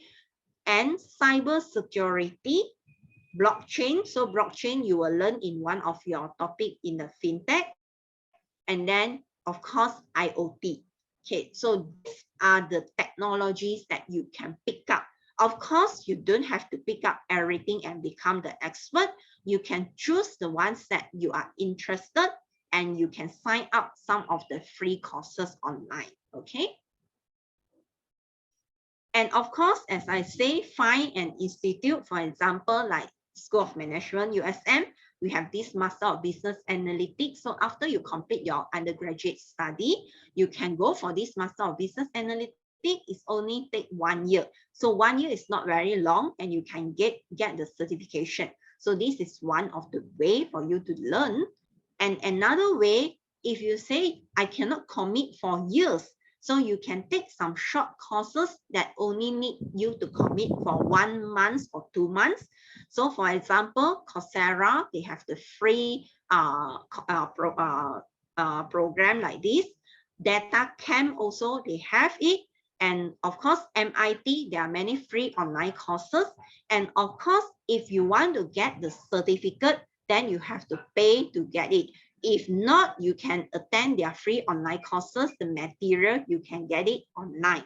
And Harvard, they also provide the free online courses. Intel, they also have their free online courses. Those I've recommended it to you here. I myself tried it. I myself learned through all these platforms. So that's why it is possible to learn through this, and technology keep changing. That's why you need to keep reskilling and upskilling yourself, okay? Now, so as a conclusion, today, the business analysts have a powerful array of this new digital weapon that can be strategically deployed to unlock the significant value and to design the customer-focused system. So if the company recognizes this changing landscape and willing to invest in the process change and support the digital technology, they will gain benefit from this digital transformation. Okay, in the aggressive competitive environments, as a student after you graduate, getting job, it become more and more challenging. But if you keep upskilling and continue to learn the new tools in your field, you will be able to grab your dream job. Okay, so before I end the session, I think I still have some time, right? Prof. Jarin, I would like to share some video with them. So let me share with you one example, the connected device expanded in the Alibaba warehouse. So you can see all these yellow color, they are robots that running in the Alibaba warehouse. So let's see how these devices are connected and expanded. So let me play a video.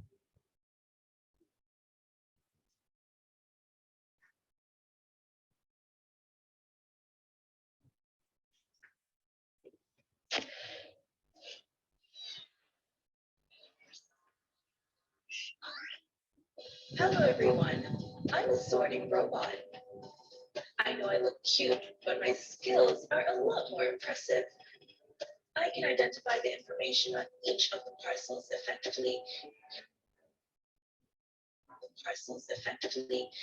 and sort them out precisely.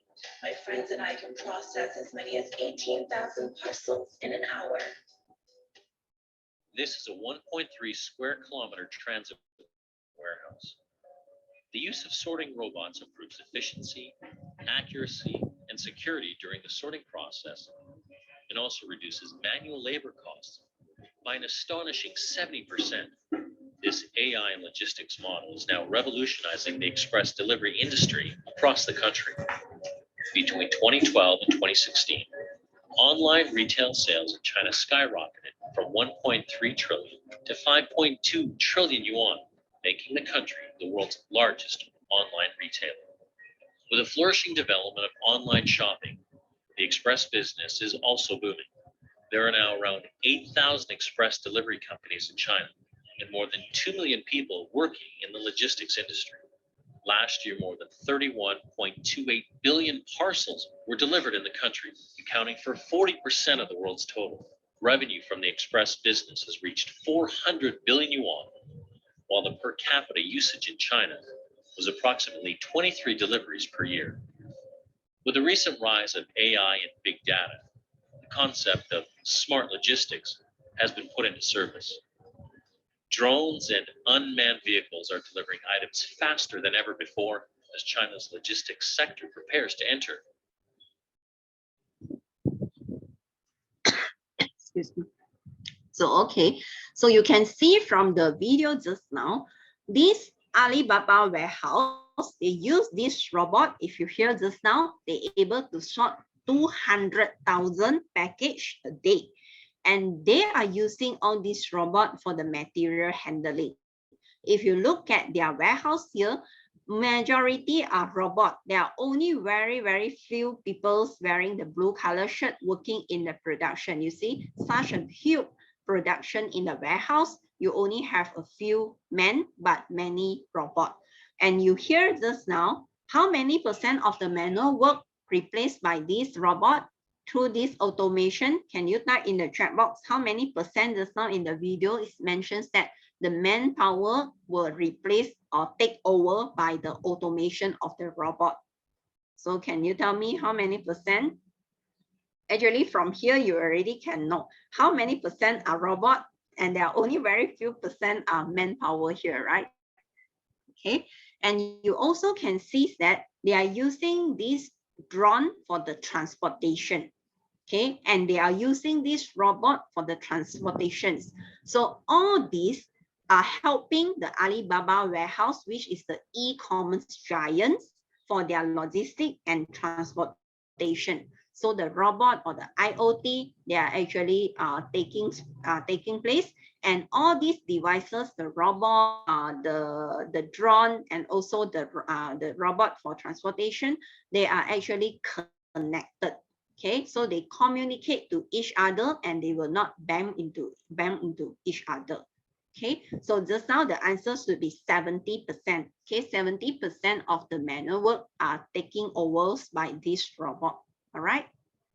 Now let's look at another video. So this is about conversational AI. So we are talking about this Amazon Echo. So let's look at this video, then we will discuss about it. Let's see, maybe I should stop the video so that it's better quality. When it first arrived from Amazon, I didn't know what it was. We'll see. Is it for me? It's for everyone. It's called Amazon Echo. How's it going? I'm just finishing up right now. Is it on? Oh, it's always on. Can it hear me right now? Nope, it only hears you when you use the wake word we chose. Alexa. Well, what does it do?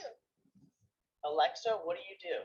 I can play music, answer questions, get the news and weather, create to-do lists, and much more. Alexa, play rock music. Rock music. Alexa, stop. We are. Alexa, what time is it? The time is 3:27. You actually don't have to yell at it. Okay, it uses far-field technology, so it can hear you from anywhere in the room. So it can just hear you anywhere? Yes. Well, everyone can hear you anyway. Oh. Is that where we're going to put it? I was thinking of putting it there, but it works anywhere. Echo is pretty neat because it knows all sorts of things. All you have to do is ask. Alexa, how tall is Mount Everest? Mount Everest's height is 29,029 feet, 8,848 meters. How can it know so much? It's so small. It updates using the cloud. That's also how it gets its answers. Just read that off the box, Tom. Dad really likes the Echo just plugs in, so we never have to charge it. Plus, Echo's really good at keeping track of things like shopping and to-do lists. Alexa, add wrapping paper to the shopping list. I put wrapping paper on your shopping list. Alexa, how many teaspoons are in a tablespoon? 1 tablespoon equals 3 teaspoons. Okay. Alexa, set a timer for 8 minutes. 8 minutes, starting now. Dad's not a morning person, but Echo definitely helps him wake up. Alexa, alarm off. Saturday. Alexa, what day is it? Today is Thursday, November 13th.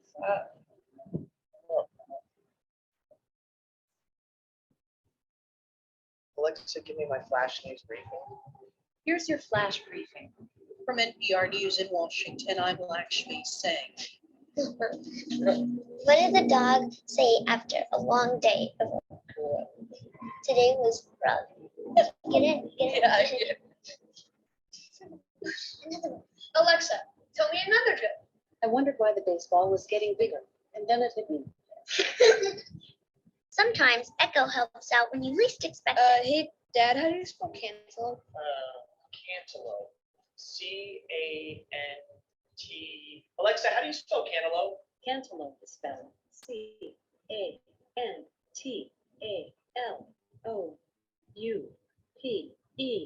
Good job. Echo loves to play music and knows a lot of songs, and they always sound great. Alexa, play my dance mix. The playlist dance. Alexa, stop. Alexa, define annoying. The term annoying means what? Causing irritation or annoyance. Example, my brother. And with the companion app, you can access Echo from anywhere.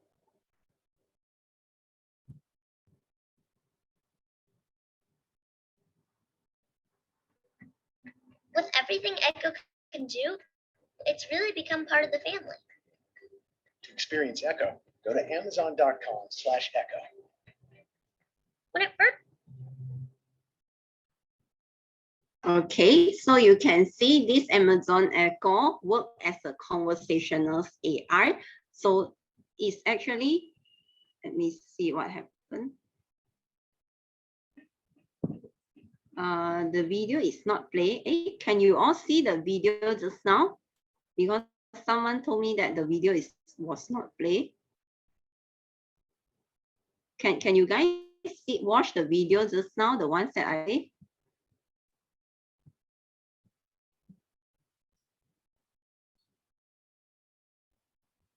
Yeah. Oh, cannot see it.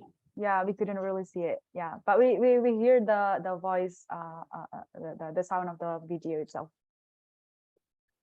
Oh, that's too bad. So what happened actually? I can actually replay it, but I'm not sure what happened. I think because it's quite interesting. If they cannot watch it, then it's such a waste.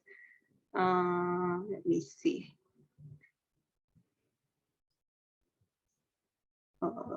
Is there any way that I can optimize it? Okay, I think I have to click share the sound. Let me try one more round to see whether it's work or not. Please let me know if it's not working. When it first arrived from Amazon, I didn't know what it was. What is it? You'll see. Is it working? Yes, it's working, but then the video is a little bit it's not going so smooth, maybe because of the connection, but we can see it now. We can see it and we can hear it clearly. But just now you guys can hear but cannot see it. That was the first attempt, but for this one, we can see it and we can hear it as well. Okay, so let me play it again. I will stop my video. Okay, maybe this will be better. Is it for me? It's for everyone. It's called Amazon Echo. How's it going? I'm just finishing up right now. Is it on? Oh, it's always on. Can it hear me right now? Nope. It only hears you when you use the wake word we chose. Alexa. Well, what does it do? Alexa, what do you do? I can play music answer questions, get the news on weather, create to-do lists, and much more. Awesome. Alexa, play rock music. Rock music. Alexa, stop. Wait, I want to try. Alexa, what time is it? The time is 3:27. You actually don't have to yell at it, okay? It uses far-field technology, so it can hear you from anywhere in the room. So it can just hear you anywhere? Yes. Well, everyone can hear you anyway. Oh, is that where we're going to put it? I was thinking of putting it there, but it works anywhere. Echo is pretty neat because it knows all sorts of things. All you have to do is ask. Alexa, how tall is Mount Everest? Mount Everest's height is 29,029 feet, 8,848 meters. How can it know so much? It's so small. It updates using the cloud. That's also how it gets its answers. Just read that off the box, huh? Dad really likes that Echo just plugs in, so we never have to charge it. Plus, Echo's really good at keeping track of things like shopping and to-do lists. Paper. Alexa, add wrapping paper to the shopping list. I've put wrapping paper on your shopping list. Alexa, how many teaspoons are in a tablespoon? 1 tablespoon equals 3 teaspoons. Okay. Alexa, set a timer for 8 minutes. 8 minutes, starting now. Dad's not a morning person, but Echo definitely helps him wake up. Alexa, alarm off. You gotta get up. It's Saturday. Alexa, what day is it? Today is Thursday, November 13th. I'm up. Alexa, give me my flash news briefing. Here's your flash briefing. From NPR News in Washington, I'm Lakshmi Singh. Mom, what did the dog say after a long day of work? What? Today was rough. Get it? Get it? Yeah, I get it. Another one. Alexa, tell me another joke. I wondered why the baseball was getting bigger, and then it hit me. Sometimes Echo helps out when you least expect it. Hey, Dad, how do you spell cantaloupe? Cantaloupe. C-A-N-T... Alexa, how do you spell cantaloupe? Cantaloupe is spelled C-A-N-T-A-L-O-U-P-E.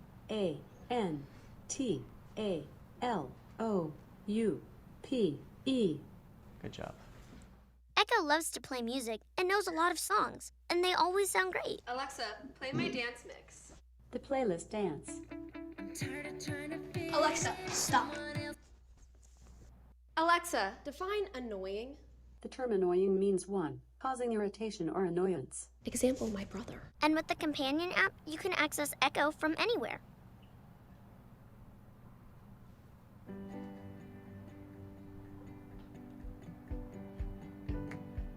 With everything Echo can do, it's really become part of the family. To experience Echo, go to amazon.com/echo. Okay, so I hope you guys can watch it. Just now, okay. So for this one, of course, I'm not selling this Amazon Echo. I choose this example is because Alexia actually is the global smart speaker sales higher top ranking. 23% of the global smart speaker actually sold by Amazon Echo. Then followed by 19% is Google Home. So if you are considered about this product, you can think about this. Okay, of course, I'm not selling this. So what I'm trying to say here is this digital transformation solution with the smart technology is actually not only for the manufacturing or for the big company, it is also for the household usage. So the household can also benefit from the real-time information from all these digital transformation technology and devices. So you can see this Amazon product, it can tell you the news and weather, it can use for entertainment, it can use for even calculating the mathematics and also spelling for the homework just now, right? And also for the cookings and also to order the ingredients and to set alarm clock and for purchasing some ingredient, etc., etc. So you can see these are how the conversational artificial intelligence work in our household. Okay, so if the video is not working just now, maybe how many more minutes I have, Prof. Jari? You have around less than 15 minutes, around 13 minutes to be exact. Okay, So I can still play this video because now you cannot watch it, right? So I will replay this video for you. So let me do it.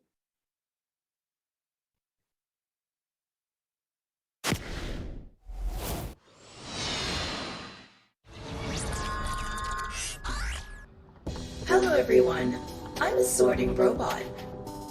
I know I look cute, but my skills are a lot more impressive. I can identify the information on each of the parcels effectively and sort them out precisely. My friends and I can process as many as 18,000 parcels in an hour. This is a 1.3 square kilometer transit warehouse. The use of sorting robots improves efficiency, accuracy, and security during the sorting process, and also reduces manual labor costs by an astonishing 70%. This AI and logistics model is now revolutionizing the express delivery industry across the country. Between 2012 and 2016, online retail sales in China skyrocketed from 1.3 trillion to 5.2 trillion yuan, making the country the world's largest online retailer. With a flourishing development of online shopping, the express business is also booming. There are now around 8,000 express delivery companies in China and more than 2 million people working in the logistics industry. Last year, more than 31.28 billion parcels were delivered in the country, accounting for 40% of the world's total. Revenue from the express business has reached 400 billion yuan, while the per capita usage in China was approximately 23 deliveries per year. With the recent rise of AI and big data, the concept of smart logistics has been put into service. Drones and unmanned vehicles are delivering items faster than ever before as China's logistics sector prepares to enter. Okay, so from this video, you can see the robot that moving around for material handling, and also the drone for transportations, and also the drone for the land transportations.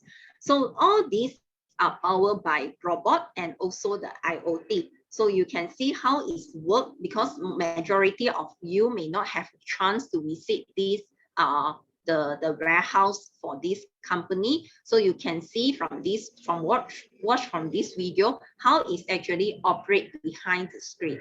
Okay, and then let me share with you another one examples for the smart city using the analytics. So one of the digital transformation, earlier we talked about analytics. So analytics power the IoT, the Internet of Things. So let's watch this video about the smart city.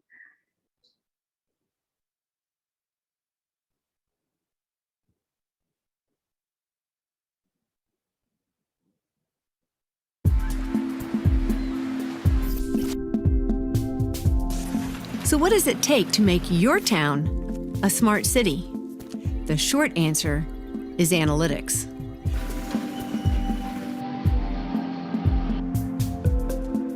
Hi, I'm Jennifer Robinson with the state and local government team at SAS. Data is valuable, too valuable to just leave it unused. With the deployment of meters and sensors and the integration of real-time information from its citizens, municipalities are generating tremendous amounts of data. Coupled with insights gained from analytics, communities help ensure that water is clean, transportation is reliable, our neighborhoods are safe, and that we're all smarter about using energy. Think about tap water. It's basic, an essential resource, and increasingly scarce. IoT data tells us how much water is being used, where and when, so we can accurately predict future needs and plan for continuous service. Harnessing the flow of data from remote sensors helps us detect leaks, identify disruptions, and assess impacts, all while keeping our water supply safe. With transportation, we all win when our appointments are kept, shipments are on time, classes start on the bell, and first responders arrive first. As our communities grow, traffic and parking sensors, remote signal controls, and rideshare information enable more informed decision-making based on analytics. With smarter infrastructure, signal timing adjustments, and dynamic rerouting, we improve traffic flow in real time. Safety is the highest priority for most citizens. Analytics informs police officers to ensure that they are equipped and prepared for calls to keep themselves and their citizens safe. And that's how analytics, together with IoT data, can turn your town into a smart city. A modern, efficient, and accessible municipal government for all our citizens.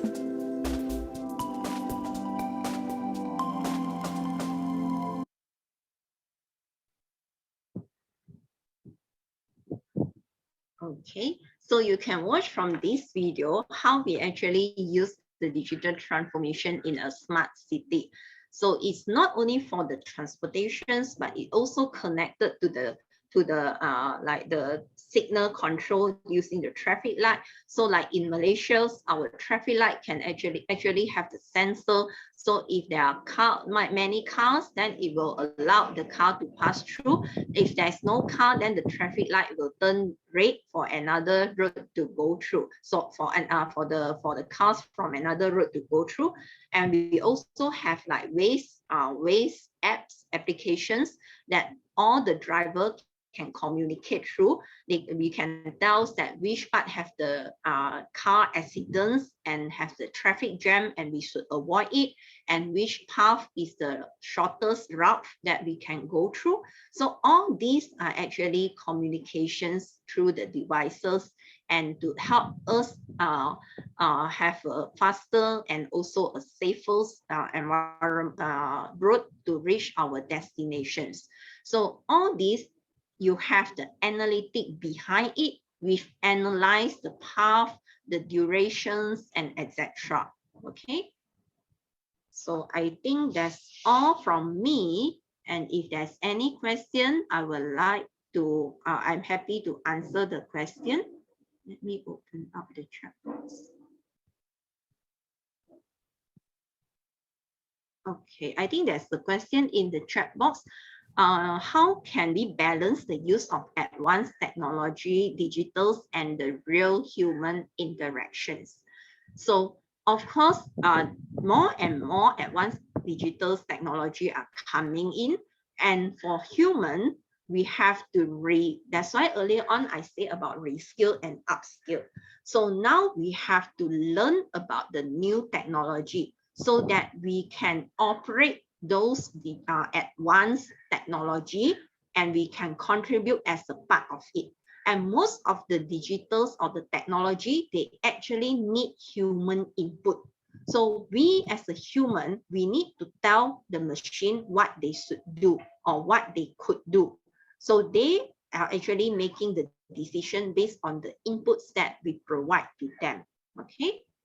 Another question, in the analytic business, how can an analyst get data if he wants the information from the social media? Or how does the systematic analyst connect data source from social media to be retrieved and analyzed? Okay, another good question. So let me answer the first part. So in the analytic business, how can the analyst get the data or information from the social media? So it depends on what type of social media. Some of the social media, they share their information. So for example, you can do the SNA, what it calls social network analysis. Yeah, social network analysis. For example, social network analysis, you can retrieve the information from Facebook, from Twitter, etc. And you're able to do the natural language processing. So it is able to do it, but you have to pick up some of the skill to do it. Okay. And the second part, how does a systematic analyst connect the data source from the social media to retrieve and to analyze it? So in order to do this, of course, if you connect to a very huge data set, then you will need some server to retrieve the information. And not all the social media, you were able to retrieve the information. Some of the social media you were able to do it, but some of the social media, they have some restriction that you were not able to extract their information.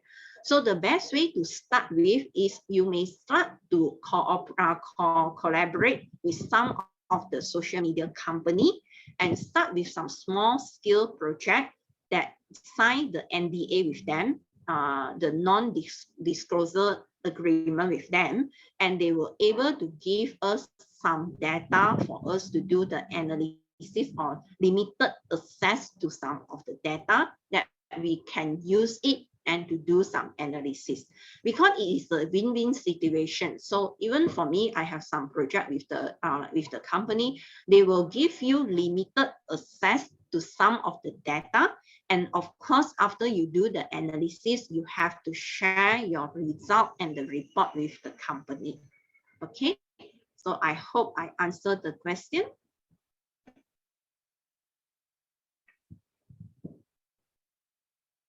Okay, any more question? Let me see. Okay, I think I guess yeah, that's all. Yeah. Okay. So if there's no more question, then I will stop here. Thank you very much.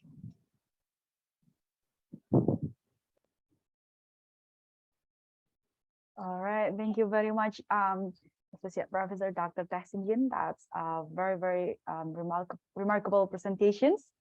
Please give a round of applause to Associate Professor Dr. Teh Sin Yin. Yes. So, well, yeah.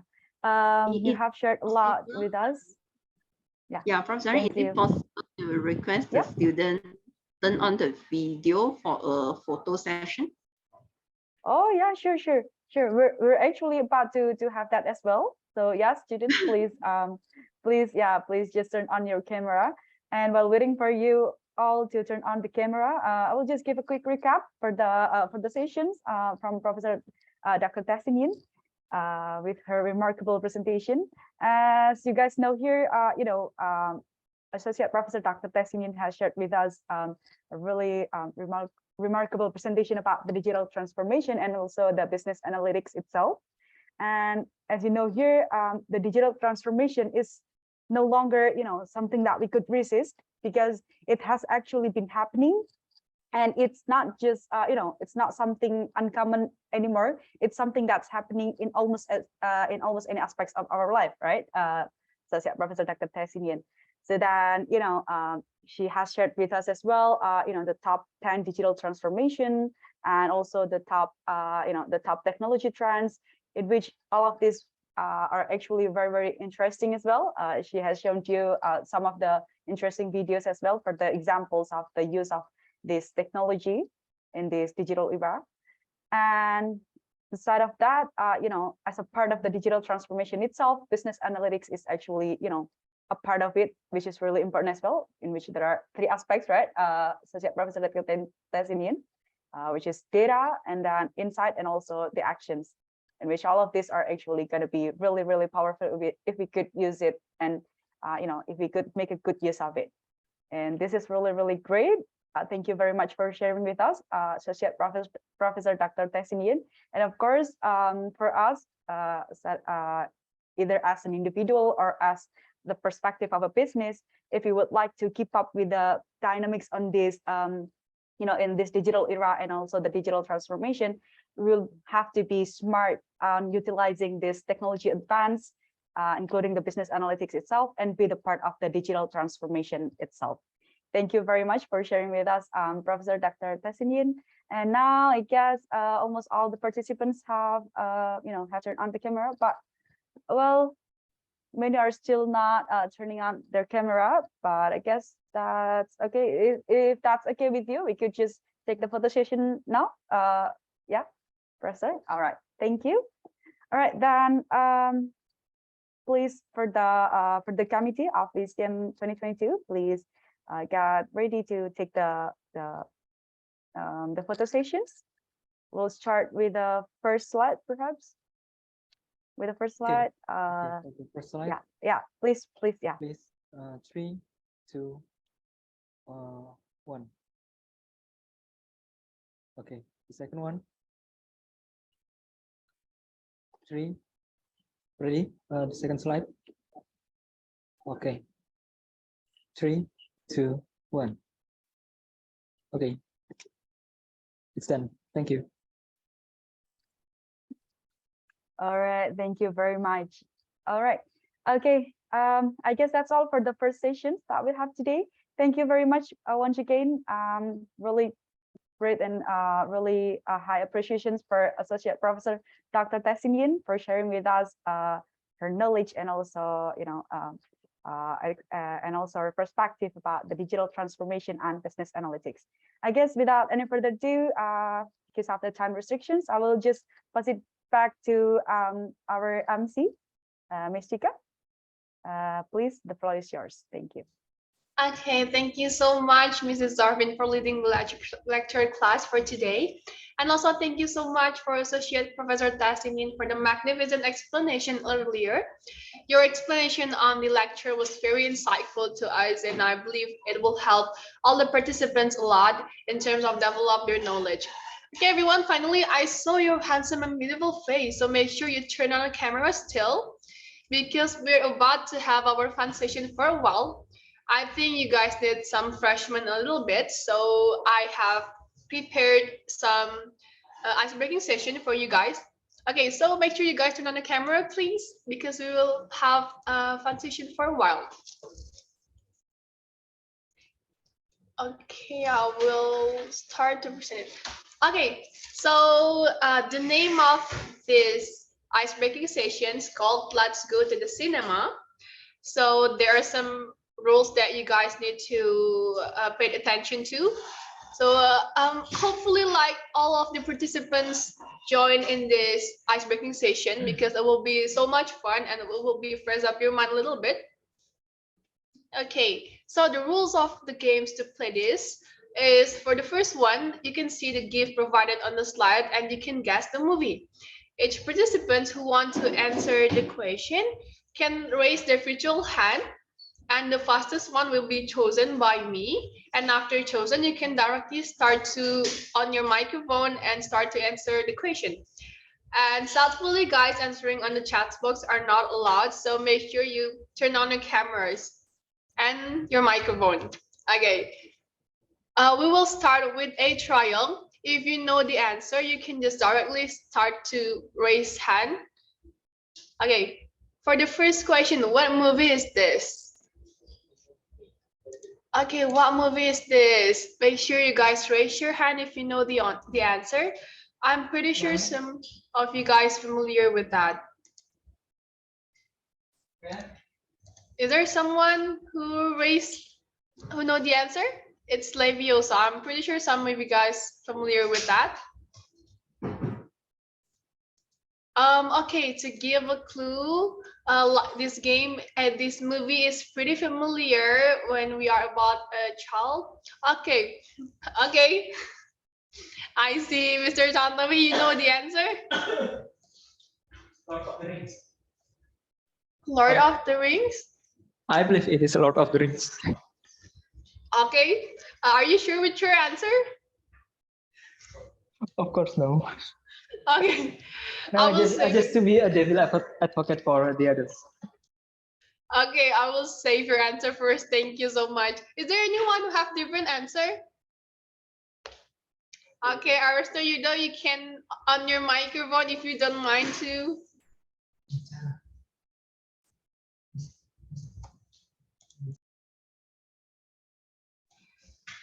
Okay, do you know the answer? Oh, I see from the chat box. Aristo, do you mind to turn on your microphone? Or if the speakers want to answer the games also, you are allowed to. Aristo, am I audible to you? Okay, I will save your answer then if you are shy to answer it on your microphone. Okay, let's see if your answer is correct. Okay, yeah, it's correct. The answer is Harry Potter. Okay, guys, I still have another question for the game. Okay, make sure you guys participate though. Okay, What movie is this? I'm pretty sure you guys are familiar with that because it's pretty popular though. Okay, who wants to answer for this question? Maybe Siti Nur Aulia know the answer. It's Avengers, right? Okay, let's see the answer. Oh, I saw a chat box Cinderella. Let's see whether the answer is Cinderella or the Avengers. Okay, yes, you guessed it right. Oh my God, congratulations, Siti, you guessed it right. Make sure the other participants also join because I have the last questions for the icebreaking session for today. Okay, the last one. What movie is this? Who knew the answer? Make sure you turn on your microphone. Okay, Jose Cesar, do you mind turn on your microphone? Squid Game, do you guys agree with that? Okay, I think like everyone agree with Jose's answer. Let's see if your answer is correct or not. Okay, yeah, it's correct. Congratulations, Jose, and everyone who know the answer. Okay, after this, I think we're going to back to our serious session mode on. Thank you so much for participating in this icebreaking session. And yeah, for those who still turn off their cameras, I'm still hoping that you guys will turn on your cameras after this because we're about to have our second lecture class after this. Okay, for the next lecture class for today, it will be delivered by Mr. Risman Adnan as the Samsung R&D Indonesia, which will be discussing about artificial intelligence and machine learning, and it will be followed by the next topics about data governance delivered by Mr. Aresto Sujono as the Alta Consulting. But before that, let me give the screen to our next moderator. Please also welcome Mr. Badawi. Hello, Mr. Badawi. Hello, Chika. Morning. Morning. How are you, Mr. Badawi? Very good. Thank you for having me. Okay, great then. Okay, without further ado, Mr. Badawi, I'm pretty sure all of the participants cannot wait to have our second lecture class. Okay. For the second and the third lecture class, I will give it to you. You will have the time and screen again. Thank you. Okay, thank you, Chika. Hello, everyone. Good morning. Welcome in Widening the Impact of Sustainable Digital Innovation in Management Program. Yeah, we can call it Wisdom Program. Okay, thank you. May I want to invite the first speaker in the next section, actually in my session. Okay, welcome, Mr. Risman Adnan. Good morning. Morning. Okay, thank you, Mr. Okay, all participants in this session, we want to discuss about the artificial intelligence and machine learning. So I want to share first about the curriculum vitae from Mr. Risman. In the brief resume, Mr. Risman is a director of software and AI and research and development in Samsung R&D Institute Indonesia. Yeah, and Mr. Risman have a very a good knowledge, yeah, in AI and machine learning. That's why we want to give a place for Mr. Risman to talk about this issue. Okay, Mr. Risman, time is yours. Yeah. Thank you, Mr. Badawi. So allow me to test my voice is clear enough for all of you? Yes, it's clear. Okay. So thank you for the introduction. I work currently at Samsung Research Indonesia. So one of the 22nd R&D center across the globe for Samsung Electronics. So in my work, I work on AI, IoT, middleware development, apps development. And usually in weekend, especially Saturday, I'm teaching AI, robotic, and archery at several universities. So today I want to set my mission actually to inspire you what is machine learning and what is AI. I assume that you have basic knowledge of mathematics from the high school.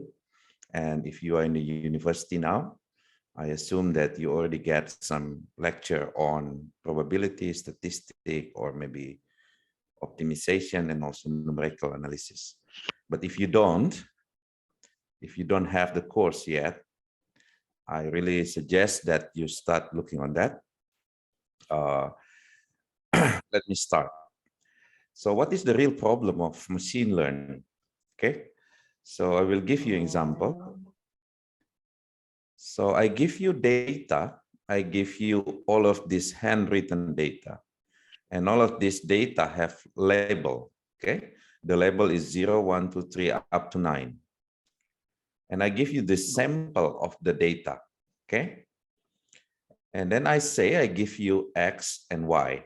X is the set of the data set, and Y is the label 0 to 9, okay? And I ask you, can you make a program? So if I give you a new X, new data, can you predict the label Y? Okay. So that is the basic problem of supervised learning that we usually known as a classification problem. Okay. So I give you X, Y. Can you predict if I give you new X? Okay. But of course, it's hard to predict because I cannot make mathematical formulation to define handwritten digits. There is so many deformation, there is so many rotation, style of the writing. So I cannot make any analytical solution to define a function f that approximate. Hello, there is some noise behind. Can you stop? Can you mute first?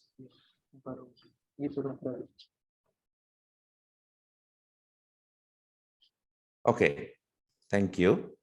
So your job is to define a function f that can map. If I give you new X, you give me the label. Okay, this problem is called classification problem. Another problem usually known as unsupervised learning, for example, for generative modeling. I give you data X without label, okay? And I ask you, can you create new data that is not inside the data set, but have very similar characteristic with the data set? In terms of probability theory, I estimate the probability distribution that generate the data set, the real data set. And if you can estimate the probability distribution that generate X with some model distribution Q, for example, then you can generate data. Okay. So that's the context of machine learning, that you have patterns in data. Okay. You cannot describe analytical solution, like you cannot make formula for how to define the data or the patterns inside the data, okay? But what you have is just enough data. You don't need big data. What you need is enough data. The problem is, if I use enough as a metaphor or as an assumption, then there is no mathematical foundation to define how much data I need for some tasks in machine learning. Okay. So for example, if you want to classify this one, if I ask you how many data you need to define an approximated function f to predict new label for new data.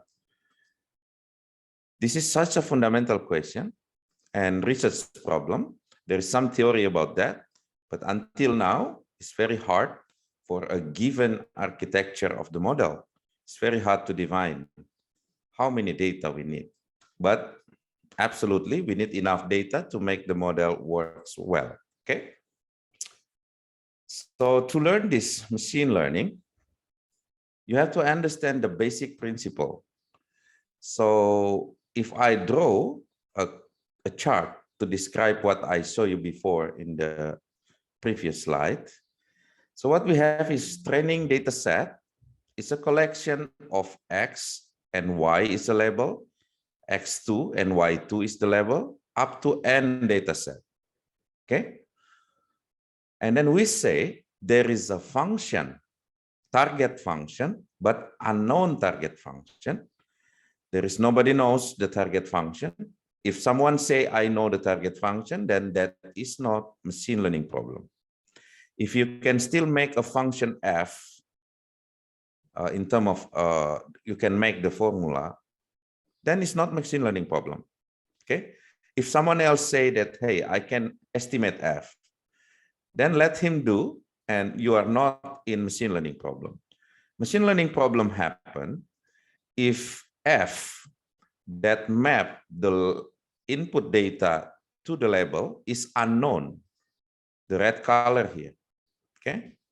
Because it's unknown and you only have enough data, then the problem is we need to make mathematical model to approximate f with some function, let's say g, okay?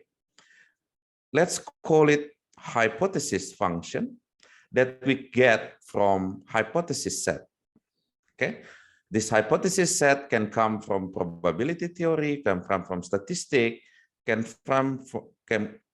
any mathematical models you can use, depend to the context, okay? But you have to define hypothesis set. And from this hypothesis set, then you have to define a consistent algorithm to pick the final hypothesis that approximate f with the lowest error measure or the lowest delta mistakes. So we have to learn from the mistake. When we predict with the hypothesis function and we have mistake, we have to minimize the mistake. Sometimes we call it error measure, sometimes we call it cost function, sometimes we call it objective function. So our job is to define hypothesis set, learning algorithm that minimize some error measure, and we will learn from mistakes, okay? So the fundamental of machine learning will come from many theory in mathematics, like probability Bayesian, Fishy dimension, statistical learning, complexity theory, algebra and calculus, and of course, convex optimization, okay? Of course, the programming part, like the practical part, you will work with many various framework in Python, MATLAB, or any language you prefer. And the conceptual part contains many models and methods to make sure that the learning algorithm works well, okay? So I summarize in here. And also if you get this handout material from the organizer, you can get my teaching course in YouTube. Unfortunately, this is in Indonesian language. So you can have the full course on machine learning and deep learning based on neural network. I get back to the material. So why is very hard to learn about machine learning? Because it's a mathematical modeling, it's not programming. You have to understand some theory as a fundamental. You have to learn many conceptual models like linear models, neural networks, supervector machine, many more. It's a jungle of models, okay? And of course, if you don't have a good fundamental guided by the theory, you will lost in the jungle. Not only that, there is many method, heuristic method, to make sure that the training, when the learning algorithm learn from the data, it learn well, okay? There is many method in this case, like regularization, validation, aggregation, pre-processing of the data. That's all you will learn. And then many paradigm you will work on, like supervised, unsupervised that I explained before. Supervised learning is learning from the sample labels. Unsupervised learning is like generative modeling, is learn to estimate unknown density, probability density. Okay. And then once you understand this fundamental, conceptual, and practical, then you can work in industry case, domain case. All company now require future engineers to understand about machine learning and AI. Okay. And how to learn? My suggestion is there is so many open online course. You can take course in the university, but you can make a complement of your learning into online course. If you are in Indonesia, so you can learn from YouTube. I just finished this deep learning course, so you can take it out of that. The same course I deliver in the University of Indonesia, one of the top school in Indonesia. The same course I deliver in the Telkom University and also University of Hasanuddin in Indonesia. So what about artificial intelligence? So if I say machine learning or data science or many jargon, our industry is very famous to give a name or something that they don't know. They give fancy name, okay? So they can easily jargonize things. But what is artificial intelligence actually? Artificial intelligence is utilizing many machine learning model for the task that is easy for human being, but hard for machine, okay? So let me give you an example.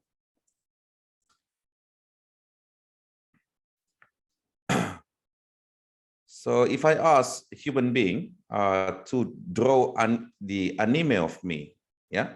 So let me find some picture of me. And I ask my kids, for example, can you draw me my anime? And she will come up a few hours later, but with AI, with generative modeling, it can be done in seconds, okay? So with generative modeling, it learns from many samples of anime. And so if I give my sample of my picture, it can generate automatically based on the data that it learns my anime, okay? This kind of model we call generative modeling. But how it works, okay?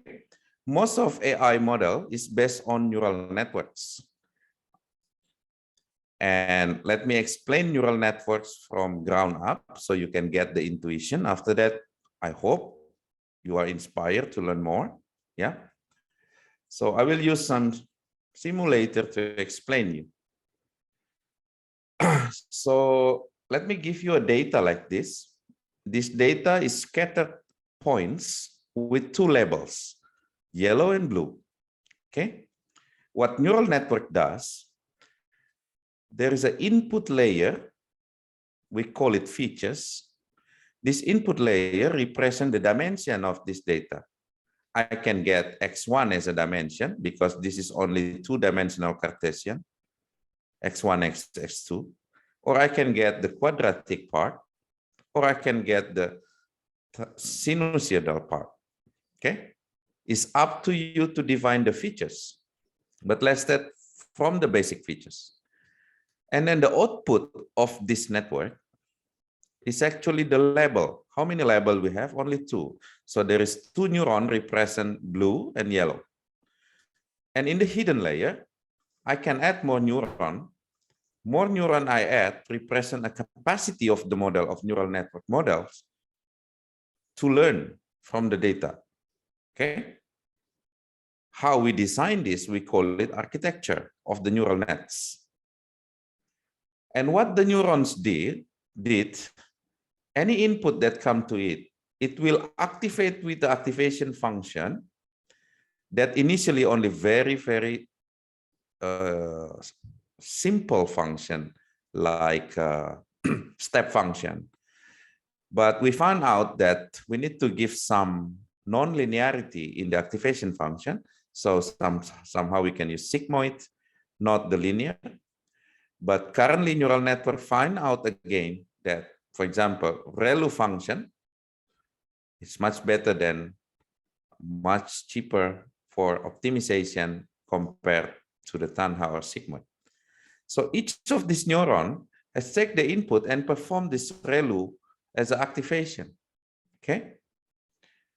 And then it will predict the output per mini batch of the data. So you can estimate the total error or mistake per data, and you can perform optimization using gradient descent optimization. So let's say we train with that. You can see the loss on the right side, it decreasing. Okay. The lower the output loss means that the error mistake is less. So once the error is no longer changing at the minimum, we say the model is converged. The model achieved the minimum. Okay. When it achieved, then we say that we find an approximated function in terms of neural network that can separate the label blue and yellow. Okay. That is supervised learning with very simple data set. What about if the data set is like this? Okay. That means maybe you need to add more capacity or reduce more capacity of the neural network. Because more neurons you put in the network, more capacity it has. You can see here, if I train this love data, you can see the loss. Still hard to learn at the beginning. Okay. But later on, the loss becoming decreasing, and converge. Okay. But what about if I remove the hidden layer? I just put 2 hidden layers. Can neural network describe that patterns?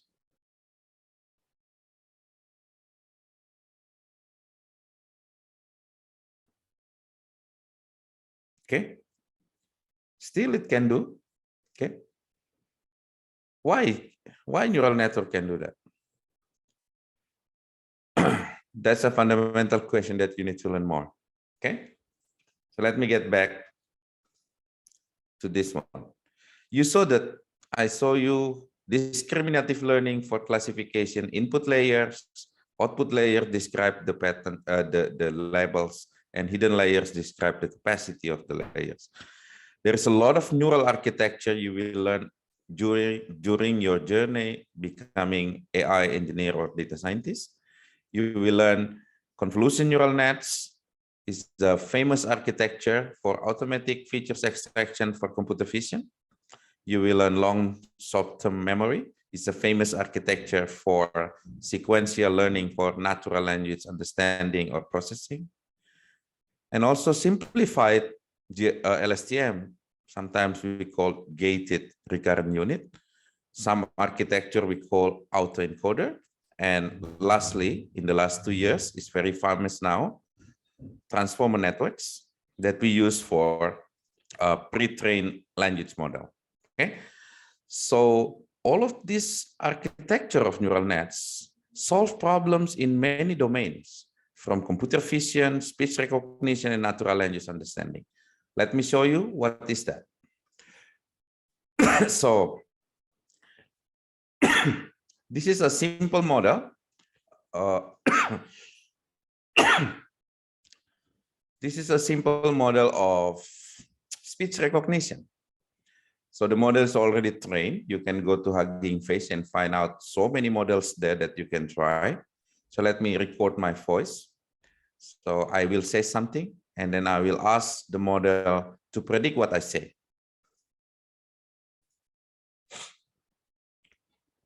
Okay. How we can make a model that predict what I say? So I will need to have data with label. Okay, like this example. So the label here is just the category of the digits. But for speech, you need to have acoustic data and the text what I mentioned with the acoustic data.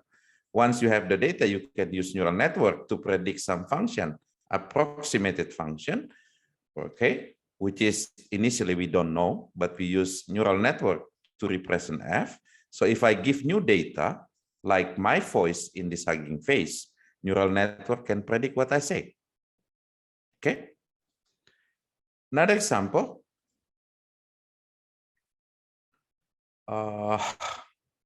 Summarization. So I give you this text, longer text. Can neural network make a short version? Yes, it can have this short version. Okay, usually we need to have human being to read this text and then makes the short version. But why neural network can do that? Because it was trained using some example of the sentences and some short version of the sentences, and it will learn how the process to map between longer sentences to shorter sentences. Okay, that's common problem in natural language understanding. What else we can do with that? So in chatbot, for example, if you have chatbot and you say, I give you a statement, my name,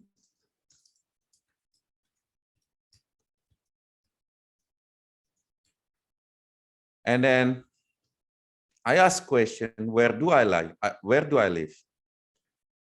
Okay, and then it will find that I live in Depok.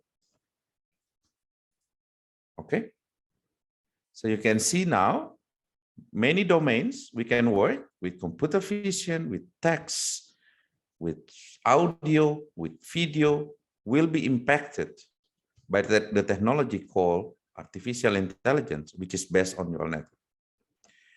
What else it can do? So just recently, OpenAI is an open organization for research and community. They make a generative models called DAL2, and they train DAL2 with many images unsupervisedly. So I can ask AI, for example, I can ask DAL2, can you draw a man riding a horse? It will learn from generative models, okay, that I will explain later how it works. And after that, from the data that it learns, it will find man, horse, and then connectivity, which interaction between man and horse is the man riding a horse. And then it will try to draw the picture of a man riding a horse, okay?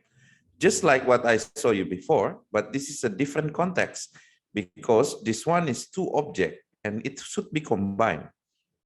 This one is single object, human or man, then I can draw the animal, okay? So this is the result of DALE works. Okay, there is no one draw this picture. This AI draw this picture. Okay. Next,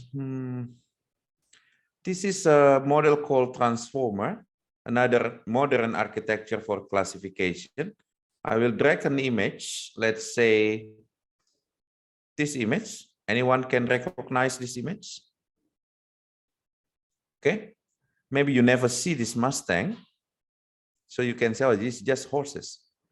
But how AI can say that this is highly probability it actually a Mustang, wild horse, okay? If you never see this type of horses, you will not be able to categorize or classify this is a Mustang. You can just, you just say horse, but you cannot recognize this is a Mustang, okay? So is it AI can outperform human being in terms of classification of the data? Of course, yes. Because in our lifetime, maybe we never see a Mustang, okay? Because it's not in our country.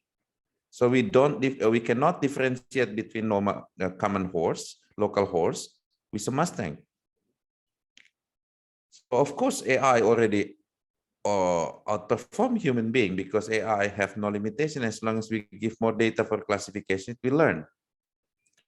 But human being is limited by the geography, location of you live, where you live, the environment you have. It's very limited to that. We never see what happened under the sea. But if I have a drone go to under the sea, so I can classify everything there. So this technology is not future technology. This technology is already around you and will impact you, will impact all the line of business that we have now. So what you see before, like text summarization, photo to anime generation, or text to image generation, is based on the neural network model that we call generative adversarial network. Okay, so how it works. Let me explain you with a very simple case simulation. So let me say that I have a data generated by distribution like a line here, but this data follow this distribution line. Okay, but I don't know that it is a line. I don't know the distribution, probability distribution that generate the data. What I know is the data sample. Okay, so how generative adversarial network works, from this real data, okay, I try to make fake data. But how I can make fake data? The way I do, I make some noise in lower dimension, and then this noise I put into a neural network, and this neural network work as a generator. The job of generator is to generate fake or synthetic or synthetic data, fake data. But I have the real data, and I can compare between real and fake. But I put another neural network called discriminator. This discriminator will work like evaluator, will work like police that, for example, to catch the counterfeited moneymaker. Or you can imagine, as a metaphor, this discriminator is your teacher in school that say, hey, you have wrong answer, you have wrong sample. Okay, so the job is discriminator is a very simple job to differentiate whether the data coming to it is a real data or fake data. Okay, of course, at the first time, the generator always captured by discriminator because the quality of the sample that it generates is very low. But along the way, if I train these two game player into zero-sum gameplay, you have to learn some game theory to understand zero-sum game, but the idea is very simple. Like if one player tried to maximize something, the other player tried to minimize it. And based on the theory from Professor John Nash, if I continue to make this game, I will reach an equilibrium point where generator can generate very real fake data, and discriminator losing its ability to discriminate or differentiate real and fake. This condition we call Nash equilibrium. And using some gradient-based optimization, we can train these two networks using objective function with by zero-sum game objective function. We can train this neural network to achieve converge. Yeah. Usually we have to use stochastic gradient design optimization. One optimization is to decrease the objective function. The other one is to increase the objective. And we train until both generator and discriminator laws achieve the convergence. So if you see in the screen, the green is the real data, the purple is the fake data. And of course, at the beginning, between the real and the fake, the distance is very long. Okay. In theory of probability, from the sample of data that we have, we can estimate the distance or divergence between two probability distribution that generate the sample. So if I continue to train this and I plot, you can see the plot of the loss on the right side and the plot of the distance between two probability distribution that generate real and fake data. You can see when the loss is minimized, the divergence is reduced, or the distance between two distribution is reduced. So basically what the model did actually is to estimate the unknown probability density that generate real data with known probability density or parametric model that can estimate the probability density that generate the data. This is not a new problem. In physics and in science and mathematics, this problem we call density estimation with parametric models. And now this technology, generative adversarial network, even if you buy, for example, Samsung TV or smart TV, the technology is already being used in the TV to make software-based high-resolution features in TV. Okay, so this is not future technology. This is technology that already being with you for some time. Okay, so this model is still training. Okay, I hope you get some understanding. Okay, and if you inspire to learn more, of course, we will not make neural network model with this, but we will make with some framework. You can try, for example, Python framework like PyTorch. Okay, you can try like TensorFlow. And because the computation of neural network require many matrix computation, you need GPU. And if you don't have laptop with GPU, you can use Google Colab. Okay, it's free for students, so you can train your model here.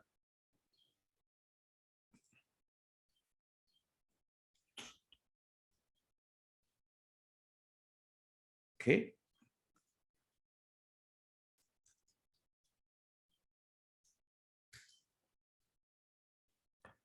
So you can set the runtime. You have a luxury to have GPU on your browser, and then you can connect to the runtime.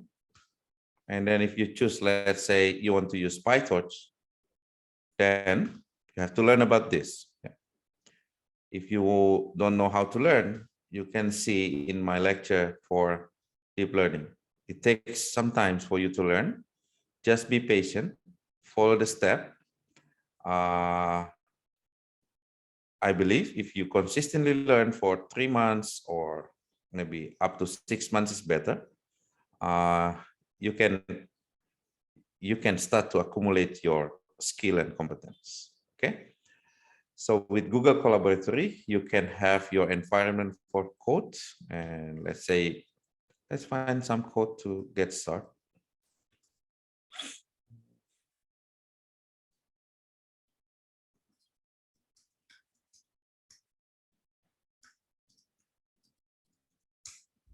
Let's find some PyTorch sample that already run. Very basic sample for you to start. Okay, so let's try this. So program is not about programming, it's about mathematical model that you use. So what I do here, I put import PyTorch, okay? And I have some functionality in the library that I use, like Torch Vision, Torch Util Data, Data Loader, etc. Okay, you have to, of course, read the documentation, and then, okay, you'll download the data. And what else? I set the batch. I hope you can correlate what I saw in the simulator before with this. If you cannot, then you need to learn.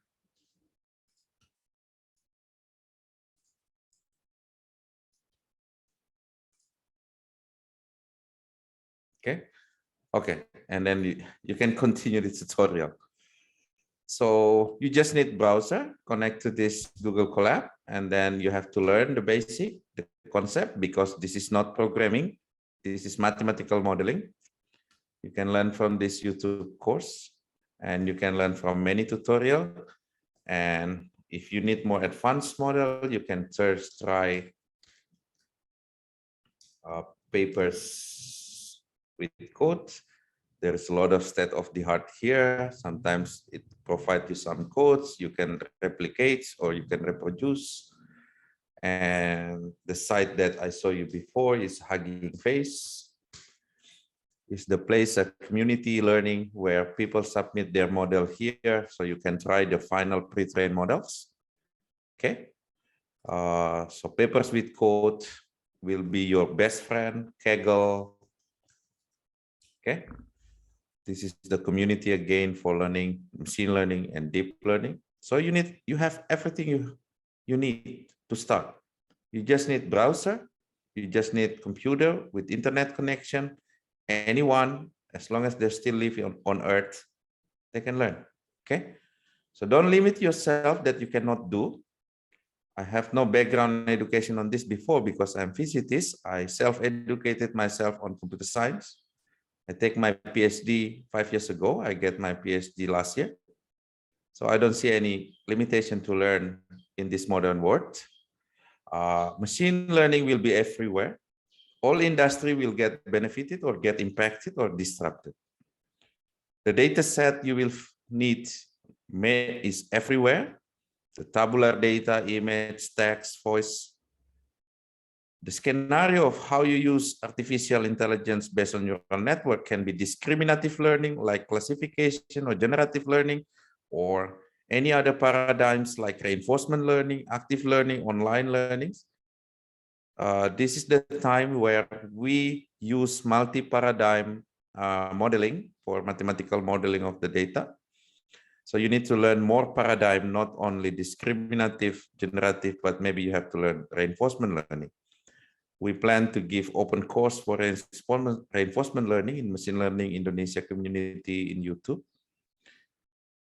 And we have some risks because all around the globe, we lack of AI experts.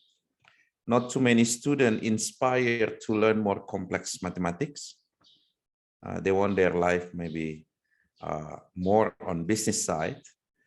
But the true fact is AI is a mathematical modeling. So you cannot skip the fundamental. If you skip, then you can be lost in the jungle. And last one I want to pitch to all of you that there is a huge opportunity ahead for all of you if you're still in the university, have time to learn, educate yourself. Maybe any future jobs will require you to understand machine learning and AI. So all of schools will teach you about this technology.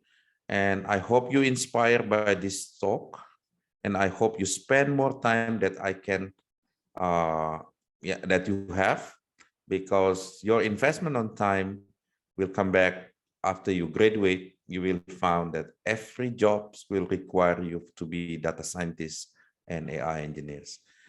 I will close my talk here, and I'm very much welcome if you have questions. Thank you. Okay, thank you, Mr. Risman. This overview about the machine learning and artificial intelligence is very good, good perspective for us, because as you know, almost all students here is not in mathematics or computer science project, but we are in the business. But why we put this first overview before we discuss more business functionality in the next section, because we want to know how is our student interested or not. And of course, it's too complex to understand, but I appreciate Mr. Risman give us advice. In the last lecture, there is no limitation for students to learn a lot of things. And because in the future, almost all industry need and push all graduates to understand about the AI and machine learning. Okay, I give you opportunity to ask. Yeah, please raise your hand before we discuss. But in this summer course, I know some of you are my student, right? In data literacy class and in MIS class. So you can ask anything, yeah, about machine learning and artificial intelligence. Okay, Mr. Risman, we have two questions first. The first question is from Shahida, yeah, from Universiti Sains Malaysia. Mrs. Saida asks you about the reason why you say about the machine learning is a mathematical model, not a programming. Maybe you can explain a little bit more. Okay, very good question. So I don't want to give you wrong expectation that you can be a AI engineers or data scientists or data analysts by skipping mathematics. I don't want to give you that kind of impression because I do the work every day, and the daily life of AI engineers, data scientists, or data analysts is I have a case, I have data, okay? And then from this data, I perform exploratory data analysis. And then from this, I know what features I have inside the data, okay? And from this, I make machine learning or deep learning model, okay? And from this, I evaluate, I make sure the model have good accuracy, good results, okay? And from that, I consume the training model into my application, right? So I consume the model. So where do you think mathematics is not exist here?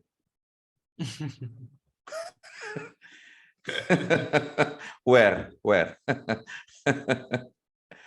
Okay, let's make a guess. We don't need mathematics here. Okay. I kindly agree, but at least you know some tools, okay? Like how to collect data. For example, tools like, if you know Airflow, open source Airflow, tools for labeling the data, for example, or transform the data from one format to another format. Yeah, you have to know the tools. Of course, you don't need mathematics, but the logic of mathematics will help you to utilize this tool efficiently, okay? Next, when you perform exploratory data analysis, after you collect the data, what you do with the data? You have to analyze the data, right?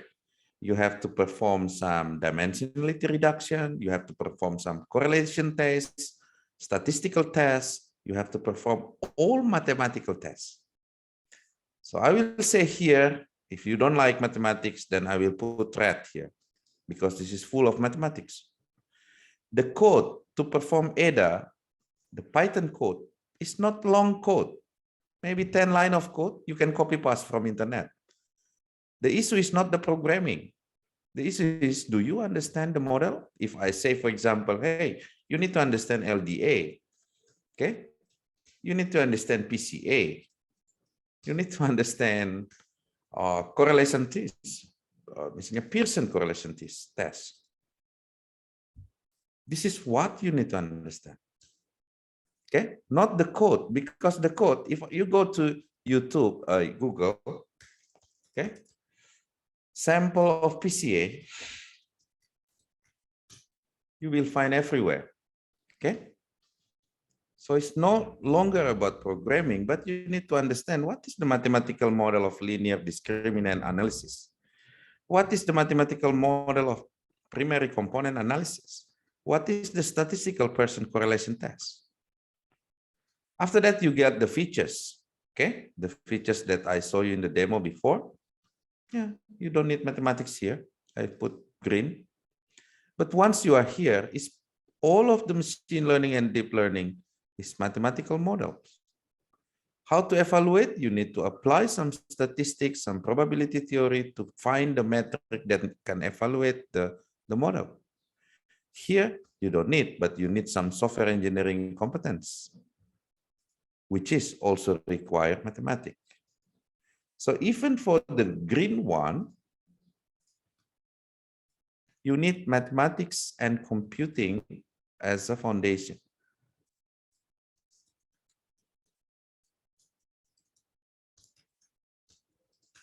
Okay. So this is the fact.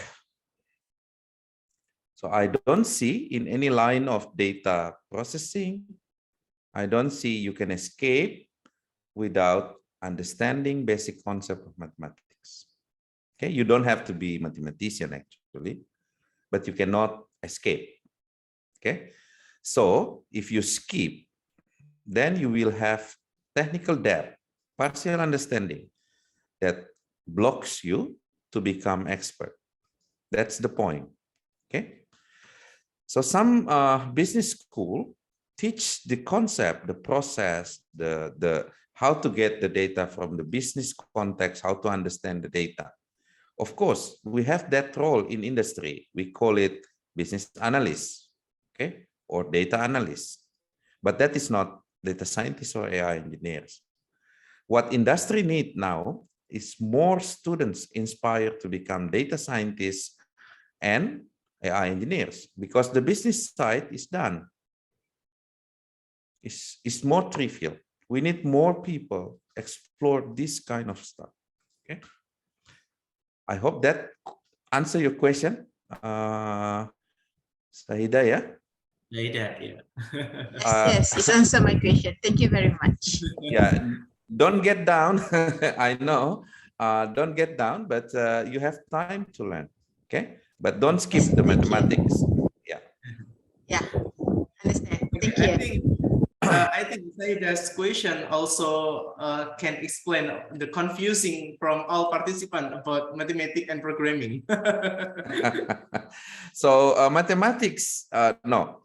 Programming is like you make Android application, web application, you construct the code, yeah? And then you perform some algorithm to make sure that the code running faster. You perform some object-oriented analysis to make sure that your code easy to read, to maintain, to manage. That's programming. But AI, data scientists, AI and data scientists, the code is everywhere, it's done. Yeah. But how you can read the paper, understand the mathematical models, and reproduce, that's the key. Okay? So if anyone told you that AI is a programming, they never make AI models. Okay. Thank you, Mr. Risman, for your explanation. We can continue on the next question from Sure. From Ali, yeah, Ali Asika from Unair. Of course, we make a machine learning to help a human. So we expect computer can better than people to do some tasks, in the specific tasks. Of course, we use AI to support all of our activity, like you said about the automation. Yeah, I have experience. I have an AI assistant, Mr. So about copywriting in my website, I use OpenAI playground. So I just ask some question and OpenAI playground can answer everything. Okay, sir, in the simple way, can it happen in the future? A computer can beat a human. Yeah. So I draw here human and AI or machine, yeah? Yes. Okay, let's pick a simple task. Compute mathematics. Okay. Which one is better?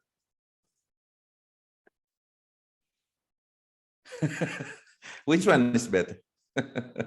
Machine, okay? Of course. Recognize object. Which one is better? Machine. Machine, as long as I train with the data, okay? Yeah. Recognize text. Machine, okay? Recognize simple classification tests, regression tests, performing some statistical analysis. Machine is outperform us. That's already done. It's happening. Okay? It's not like tomorrow machine will outperform us. But of course, there is something machine cannot do. The reason why, because we don't know how our brain is working actually. How you can build machine if you don't know what to build, right? So for simple tasks like recognizing object, taking text from the picture, from text to picture, like I saw you before, machine is already outperform us. It's not future, it's already happened now. Okay? But there is something we can do that machine cannot do. Why? Because we as a creator of machine cannot define what is that. Empathy. Can you define what is empathy? Love. Can you define what is love? Okay. Love is a electromagnetic wave between two humans, or quantum process between two brains? Because we cannot define what is that capability, so we cannot build the machine for that. But can we make robot that can speech, understand, seeing object, talking to human, like what you see in YouTube or many sample video of Sophia robot? Yes, we can. But can this robot perform empathy? Can this robot have a wisdom of human being? Can this robot make social activity? And the answer is no. But not because machine cannot do, because we as a human cannot define the mechanism. That's the problem. Okay. So regarding the question, can artificial intelligence beat human natural intelligence in the future? It's not in the future. Now it's already beat you. Beat you in mathematical computation, beat you in statistical regression, beat you in classifying object and text, beat you in drawing anime for simple tasks. But human intelligence is much more depth. The problem with AI now, because it trained with too many data and it's costly. Okay, human, in fact, is not learning from such huge data. Human have something that we cannot describe yet now. But once we know how it works, how human learn from less data, then we make the machine. So in the future, this is the technology that will compete with the human itself. That's why some news spreading the words like a machine will replace human. Yeah, if you make the machine to replace human. Okay, now we use drone to bring something or to perform some mission for us. Now we use robot to perform some risky tasks for us. That will happen in the future. So that is why I encourage you to start learning about this. Otherwise, in the next 5 to 10 years, you will see this as a magic, but is actually mathematical modeling.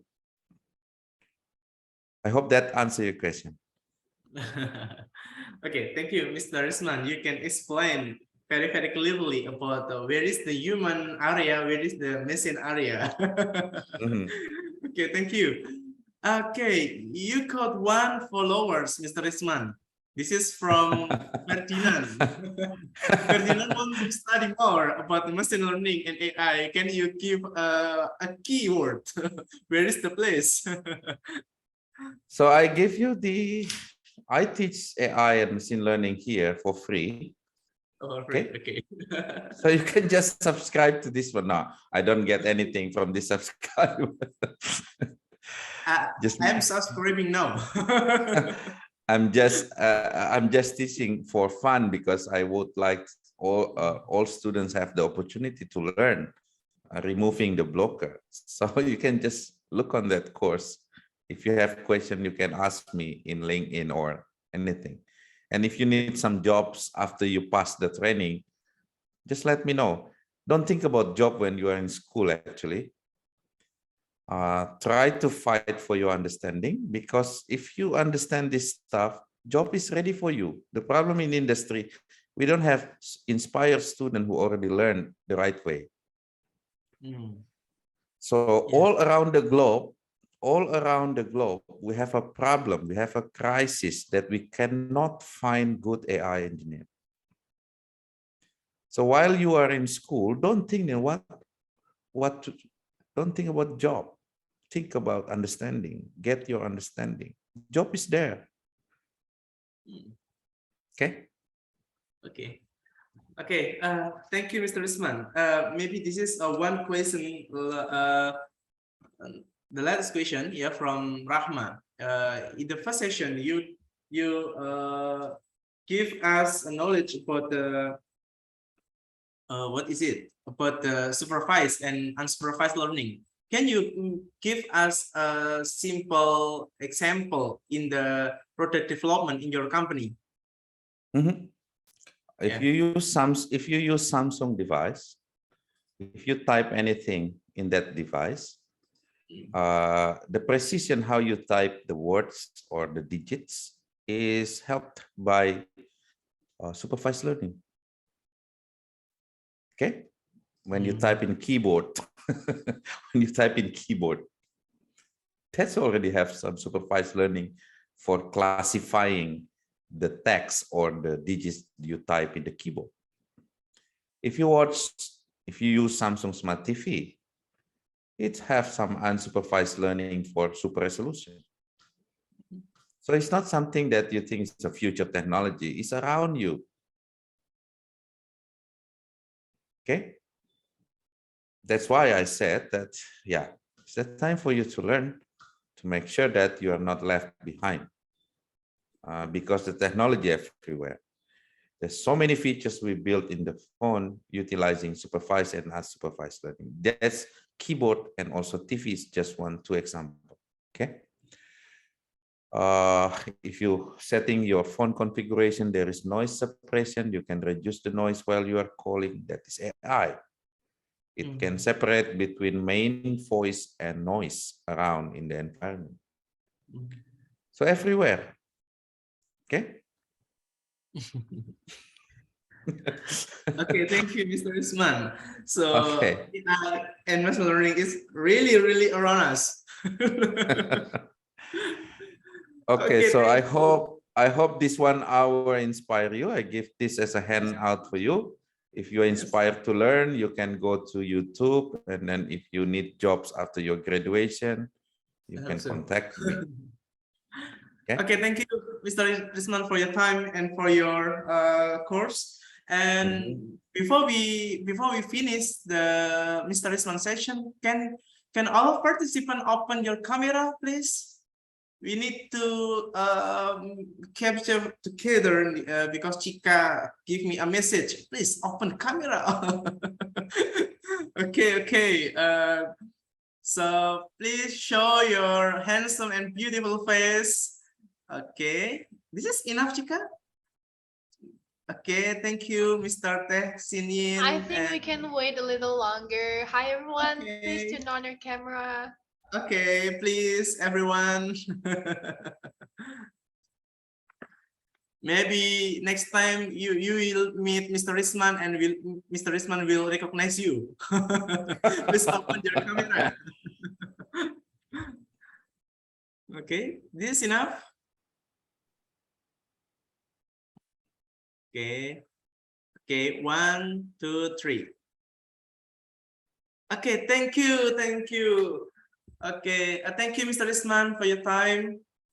And we will next session about the overview data governance. Okay. Yes, welcome, Mr. Aristo. Good morning.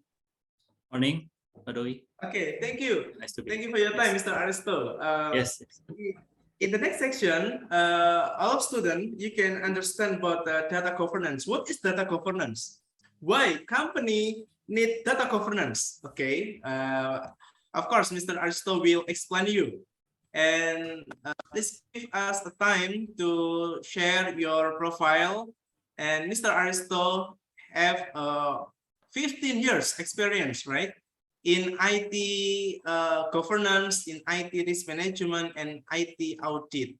And Mr. Aristo is a professional consultant in IT governance, of course. And when I check, more than 20 projects he handled, yeah, and some projects still ongoing. Yeah, about IT policy, IT procedure improvement, data maturity, IT master plan. Of course, it's very lots of experience, right?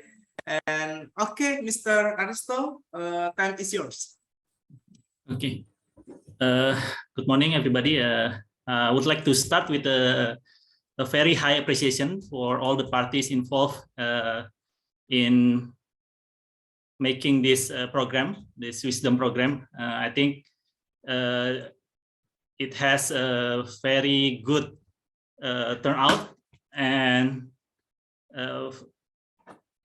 in the academic section, in generating knowledge, and also to serve as a platform, I think, for future collaboration between the two institutions involved, and also between all the faculties and all the students in USM and UNER. So very high 2 thumbs up for all the parties involved. And I'm truly honored to be invited to participate in this program, to share.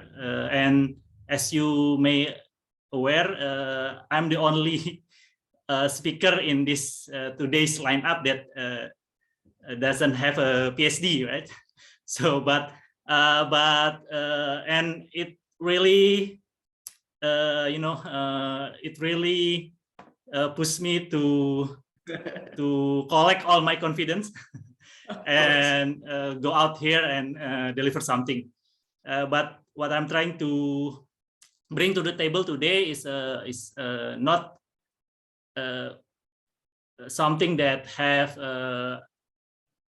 academic rigor, but maybe something for more from a practical side, from my experience in this area of expertise. Okay, let me share my presentation. So for today's topic,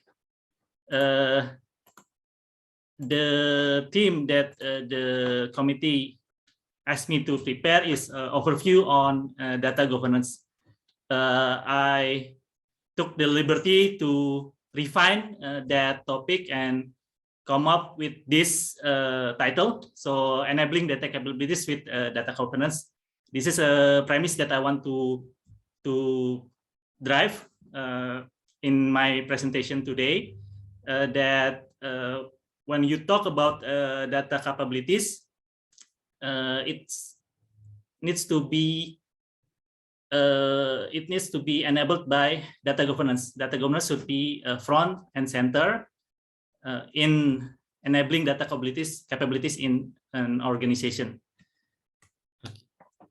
So to explain that topic, I have these 4 agendas, and I think Dr. Teh and also Pak Risman have set the bar very high for me, right?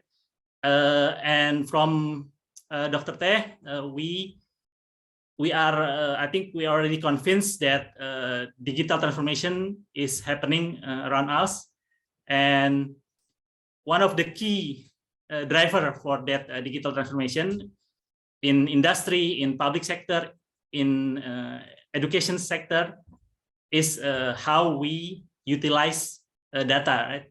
We have this abundance of data, And the next question is not how to get more data, but how to utilize, how to get benefit from the data that we already have, right?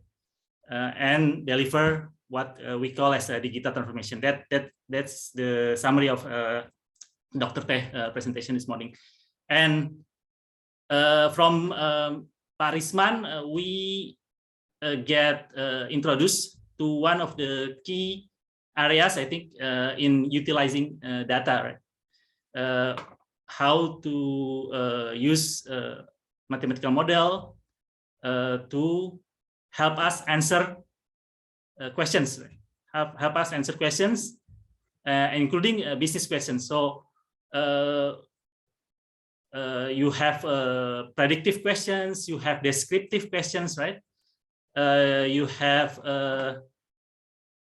the need for forecasting, and all of those use cases are good cases that require the use of machine learning and artificial intelligence that Risman already explained thoroughly in his section. Now, in my section, I want to complement those two speakers with an overview on data governance. So the understanding of what is data governance, why it matters in the organization context, especially in business context, and how we can utilize existing data governance frameworks. And also, in the end of my presentation, I will walk through a case study that I extract from my experience to help us better understand how data governance works in a real case study. Okay. So I like to start with this picture right here. Mr. Risman mentioned earlier that when we talk about data analytics, it's a very jargonized word, right? This is an example of what I call a terminology bubble. I just search randomly from the internet, right? And in this picture, you can see all these terminologies, right? All these jargons related to data capabilities, right? You have business intelligence, you have big data, predictive analytics, statistics, deep learning, machine learning, natural language processing, everything. And how these terminologies intersect between each other. And when we talk about data analytics, it's a topic that really generates excitement, right? And enthusiasm, especially nowadays, right? We have governments talking about big data. Maybe when you go to the industry, also people talk a lot about how to be the first in delivering big data benefit, right, in various use cases. But from my experience, unfortunately, there is one missing piece in a lot of conversation, and that is the term data governance. So not many people talk about data governance, and it tends to be forgotten when we discuss about data capabilities in organization. Now, hopefully, by the end of this presentation, I can convince you that this is a very important topic when we're talking about data capabilities in organization. Okay, so first, of course, we start with definition, right? Definition. So when we search for definition of data governance, you can get a lot of answers. So I took 4 the definition that I can find. 2 are from let's say a professional institute, in that area, and then another two, the last two are from industry, right? Are from reputable name in the industry. So you can see from these definitions, first from the data management book of knowledge, it defines that governance as the exercise of authority, control, and shared decision making over the management of data assets. And when you look at the second, it mentions that data governance is a system of decision rights and accountabilities for information-related process executed according to agreed upon models which describe who can take what actions with what information and when, under what circumstances, using what methods.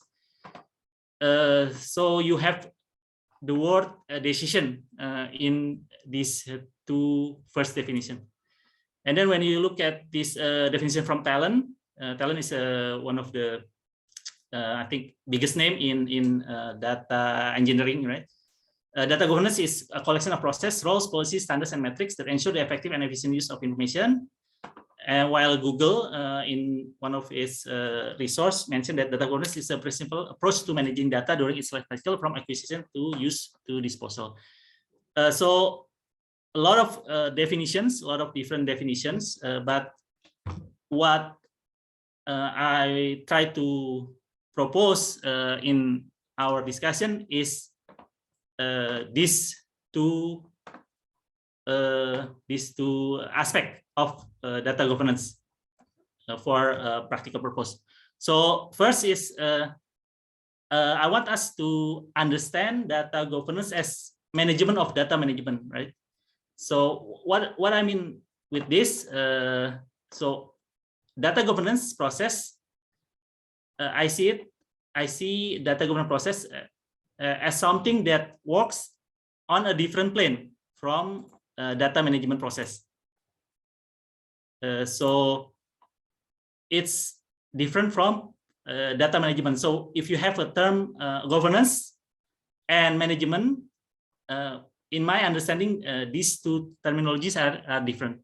So management are more on the day-to-day operation execution of a certain process, right, in the organization.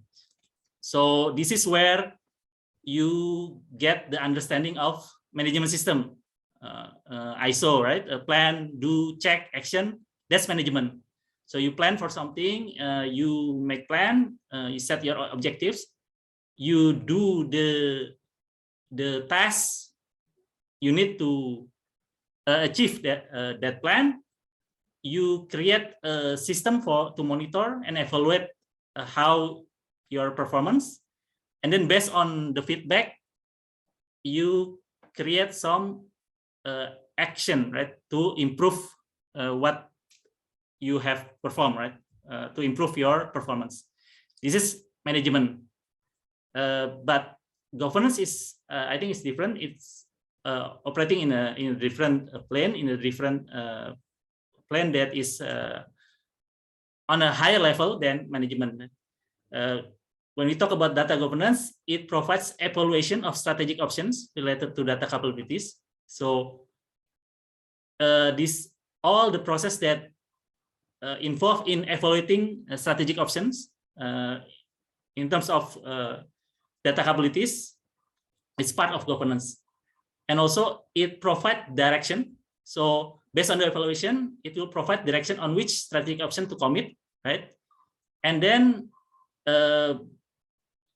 according to that direction, it performs a certain monitoring activities of how the executions are being performed, right? So this evaluation, direction, and monitoring is the key, I think, for governance in terms of data governance. So for example, from coming back to those terminology bubbles, right? Let's say we heard a lot about big data, right? Maybe in an organization, the BOD, the board of directors, also hear about big data, right? And it generates a lot of discussion. What is the impact of big data? How we can use big data, right? Everything like that. Then it comes to evaluation, right? Evaluation of strategic options. What is the objective of that organization, and how big data can contribute to the achievement of those objectives? That's the evaluation. And maybe based on the evaluation, then there's a direction, right? Okay, so we need to have a roadmap, right? Roadmap to build a certain big data utilization strategy for our company, right?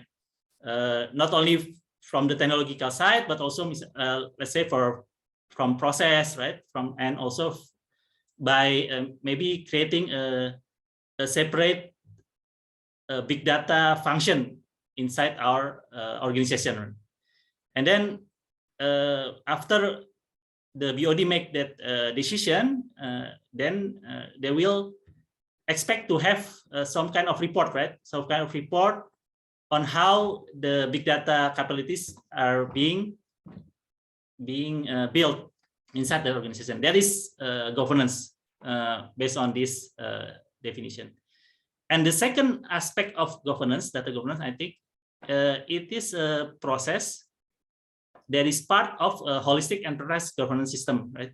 So it interacts, it part of a bigger system that we call as enterprise governance. So inside the system, we may also have other specific area governance, right? Maybe you heard about IT governance, you have information security governance, you have risk governance, you have finance governance, you have corporate governance. All of these areas are working together and creating the dynamic of what we call as enterprise governance system. And what is the purpose of a governance system? I think it contributes in working together to create a balance and optimal state of conformance and performance of the organization. This is also another big word. So what I mean about conformance is how the organization will conform to regulations, right? Will conform with like stakeholder expectations, right? And this is the part of conformance. And you understand that organizations are not working in empty space, right? It has a lot of stakeholders. It interacts with many interested parties, right? And it also operates in a certain regulatory environment. So it needs to conform to a lot of aspects. So this is where governance play part, right?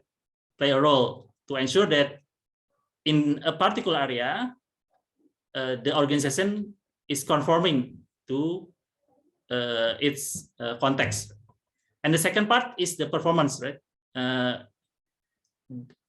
When we create an organization, we expect that organization to deliver value, right? And to operate in a certain level of performance defined by certain metrics, right? And performance indicators. And now governance also play a big role in that area, right? How to ensure that the whole organization is performing on a level that are agree as its objective, right? So this conformance and performance need to be balanced and need to be optimized for an organization. And it's not different in the area of data governance also, right? So in terms of data governance, it also play a role in helping the organization to conform and perform, right? According to its context. Okay. Now, what we will achieve, right? After we have the understanding of the data governance in an organization. So how data governance, or what areas, what dimension that data governance will help an organization to achieve when it's performed well. So in this slide, I use a reference from IT Governance Institute in defining key dimensions of data governance objectives. So the first one is strategic alignment. So by having a data governance, the first objective that we want to achieve is to focus on alignment of data capabilities, of our data capabilities, related objective and plans with overall organization's strategic objective and plans. So when you make a decision on, let's say, whether to implement big data or not, whether to implement machine learning or not, whether to implement artificial intelligence or not, it doesn't come only from a whim, right? From following trend, right? From because all my competitors are doing the thing, then we also need to do because we don't want to play catch up, right, with them. So that's not supposed to be the main reason, but the decision should be from alignment, right? From alignment, the decision on what kind of data capabilities you need to deliver is based on the organization's strategic objective, and it needs to be aligned, both of them. And the second one, if you have data governance, hopefully the data related capabilities that you decide to implement in your organization can fulfill their value, benefit, or promise. Meaning, it's not like, okay, we need to have a big data. Okay, so you get some consultant and you build your big data. You know, you have all that kind of ceremony, right? Now this organization has a big data initiative, right, working. But then after 6 months, after 1 year, you ask the people in the organization, what is the value of your big data initiative that you launched last year? Nobody can answer, right? It's the same old thing. Every day, every year, you need to create report, right, from multiple sources, and then you don't use the big data investment that you already launched, right? So it means that the initiative, the data capabilities that you launch doesn't deliver the value that it's promised. And then the third one is resource management. Of course, we understand that resources are always limited, right? So data governance play part in how we can utilize the limited resource that we have to maximize the value delivery, right? This is also area of data governance to enable the organization to utilize their resource, technology, people, budget, to deliver the value that they need in terms of data capabilities. And then the fourth objective of data governance is how to manage risk related to your data capabilities, right? I think we become more recently we are become more frequent in exposed to a lot of data breach incident, right? This is I think a very high risk area in terms of data capabilities. So we trust organization, institution to manage our data, right? But then we understand that that organization doesn't have the level of security controls, information security controls that are required to be trusted, right, with our data. Now, not the risks involved with data capabilities are not only in terms of security, but there's a lot of other risks, right? Even like a strategic risk, right? When you, like the example that I mentioned before, you invest something in terms of data capabilities, but you don't get the value that you expect, right? That's also a risk. So data governance also helped in this area, how to manage risk the organization exposed in terms of data capabilities.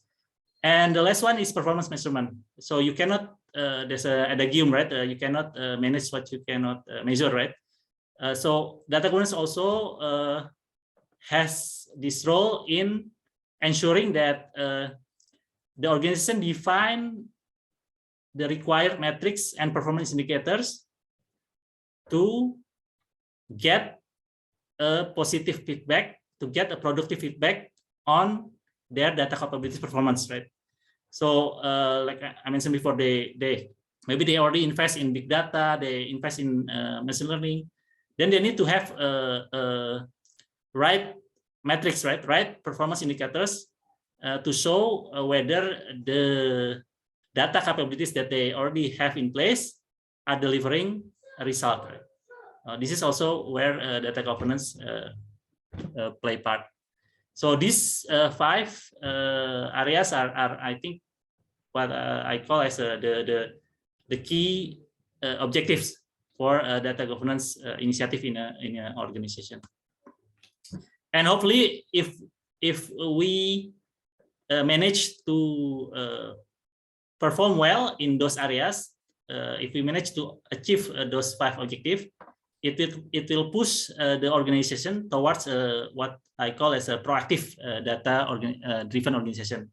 So instead of being reactive, right, where everything is an emergency, right, you need this report, you don't have the capability to deliver it on time, right? You need to make a forecast. You are confused because you don't keep a good quality historical data. So these are all the indicators of a reactive data organization. So you have recurring issues with quality, numbers doesn't match, right? Your financial statement doesn't balance, right? You have redundancy in your data. You have a different format in recording the same item, right? And you have a lack of accountability, right? There's no one person that owns the data, right? Who is responsible for the accuracy? Who is responsible for the timeliness? People are pointing finger at each other. So this is all the indicator of very reactive data organization. Hopefully, when you perform your data governance well, it will transform the organization into a proactive, where there are clear procedure for managing data, clear communication of priorities, clear management and resolution of data issues, confidence in your reliability of data, clear ownership of data, and clearly documented and controlled policies and procedures. So these are all the signs that show that this organization already become a proactive data-driven organization by executing the data governance process correctly, right? Okay. Now, when you talk about the practical side of things, you don't create something from scratch in terms of data governance. Usually, what organization do is they choose a certain framework, a certain industry framework on data governance or data management, and they use that framework as a reference to implement their data capabilities initiative, right? In this presentation, I have 3 frameworks that are widely used in the industry. So the first one is Dama Dembuk. So this one comes from Data Management Association and Data Management Book of Knowledge.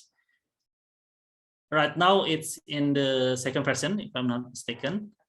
It's a broad reference model. If you look at the book, it's a very thick book, and it's a very, I mean, it's very clear and try to explain each areas of data management knowledge in the entirety, right?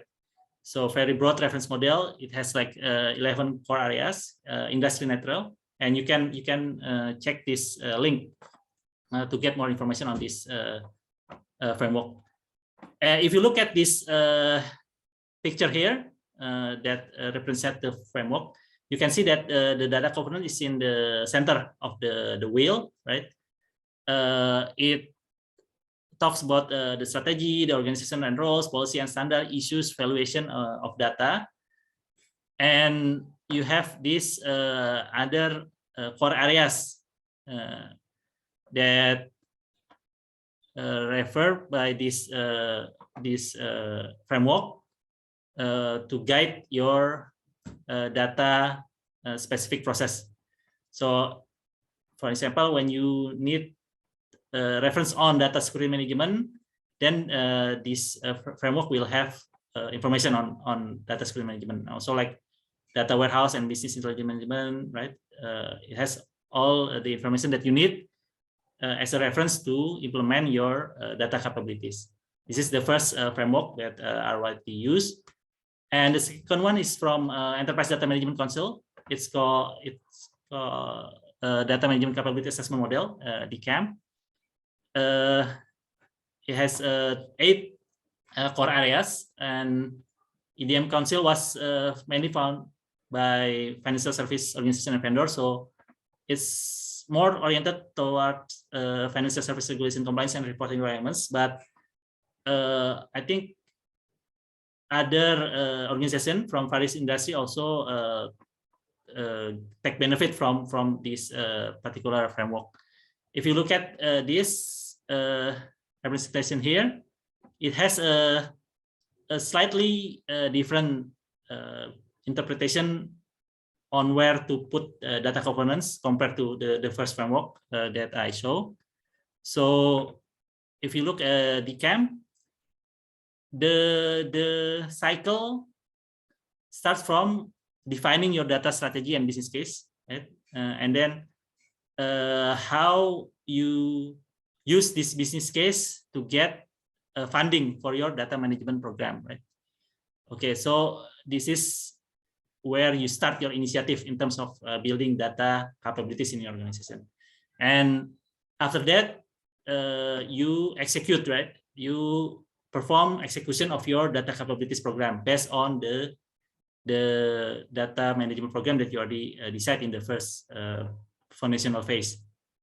So you will have the business data architecture, you build your business and data architecture, you build your data and technology architecture, you build data quality management, and you also will have a data governance part of that initiative of that data management program.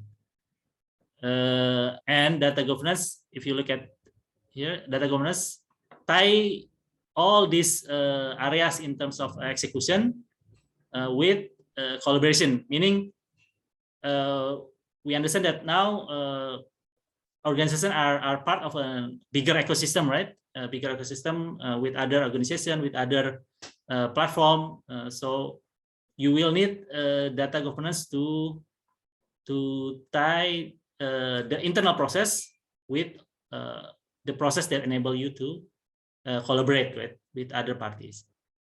And then at the outside perimeter is the analytics management, the application side of data. So this is where you may have a lot of various different type of application on how you utilize your data, right? This is DCAM. And the third one is from CMMI Institute, it has a framework called data management maturity. So it started as an assessment model actually. So usually the organization use this model to perform self-assessment of their data capability maturity. But it has developed into its own framework that provide reference, especially for these 6 key themes. So you have data management strategy, you have data governance, data quality, platform and architecture, and then also data operation. If you look at this framework from DMM, you can see that data governance interact with data management strategy in terms of implementation oversight. It also provide oversight for data quality and also oversight for infrastructure. So from CMMI perspective, when we talk about data governance, its main role are as an oversight function, right? Oversight function, especially for data management strategy, data quality, and also platform and architecture. This is from DMM. So what we can summarize from those three frameworks that I saw. First is we can identify common attributes related to data governance from those 3 framework, right? In this slide, at least it will be categorized into 6 areas, right? The attributes of that, 7 areas of attributes for data governance. So first is the strategy. So data governance talks about strategy, how to define strategy for your data capabilities. It also talks about organization, right? How you build your operating model, how you build your organizational functions in terms of data capabilities, how you establish and implement policies, process, and standards for your data capabilities, right? And how you will have metrics, performance indicators, monitoring measures, right? For your data capabilities, the technology, how you utilize technology to perform your data governance, and also communication, how data governance, you can say like it's like a dinner table where you invite all the parties in the organization, right, to talk together, right, to have a discussion on data capabilities, right? And the last one is change management, because from my experience, data capabilities initiative are an enterprise-wide program. It is a very high impact and high risk, high investment initiative. So it will require focus on change management, on how the impact of that initiative will be managed, right? To ensure a smooth transformation, a smooth transition for the organization. So this is also a very important component of data governance. That is the common attributes, right? To answer the question on what components you need to have when you talk about data governance, what areas that you need to pay attention to, right? And the second part, the practical side that I need to discuss here is the how you progress your implementation initiative, right? So okay, so you make a decision to implement data governance. How we can create some kind of roadmap to have that, right? Now I borrow from Peter Aiken's data capabilities pyramid for this question. So basically, Peter Aiken is one of the I think leading authoritative voice in this space. So he mentioned that usually organization will not have data governance as their first initiative, right? But usually when we talk about the common journey of an organization, it will start from what he call as a blue phase. Phase one, the blue phase here, is when an organization implement a technological solution for its data requirement. Meaning, okay, so I need to have an application. The application will have a database, right? The database will have will need like a server, need storage, everything. This is when usually organizations start their data capabilities journey, right? Okay, and from this usually it will develop to phase 2. Okay, so okay, they have the technology in place, but as the organization develop, the complexity also develop, right?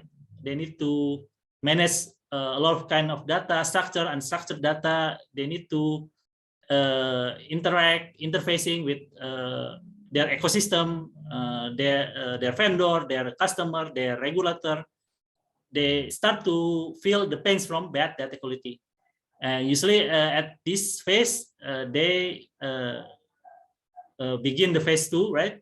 Where they have initiative related to metadata, data architecture, and data quality. And usually it's not a separate or you can have what I'm trying to say is usually you don't have a very clear demarcation between phase 2 and phase 3 because when you start phase 2, usually you also will experience the need for data governance, right? So along with the development of data quality, metadata architecture, usually comes the need for a structural support in terms of governing these components here. So data architecture, data quality, and metadata, we will have a better look in the case study. So usually these two phases are built together. So then the organization at this point of time will have an initiative also to build their data governance, usually in terms of structure, organization structure, and policy and procedures. Right now, after these two foundational layers are built, then we can talk about how we get more value from your data by implementing enables advanced analytics, right? So, but I know that many of you think, okay, so it's supposed to be like this, but but what we found is more people are too excited, right, and jump directly to this, right?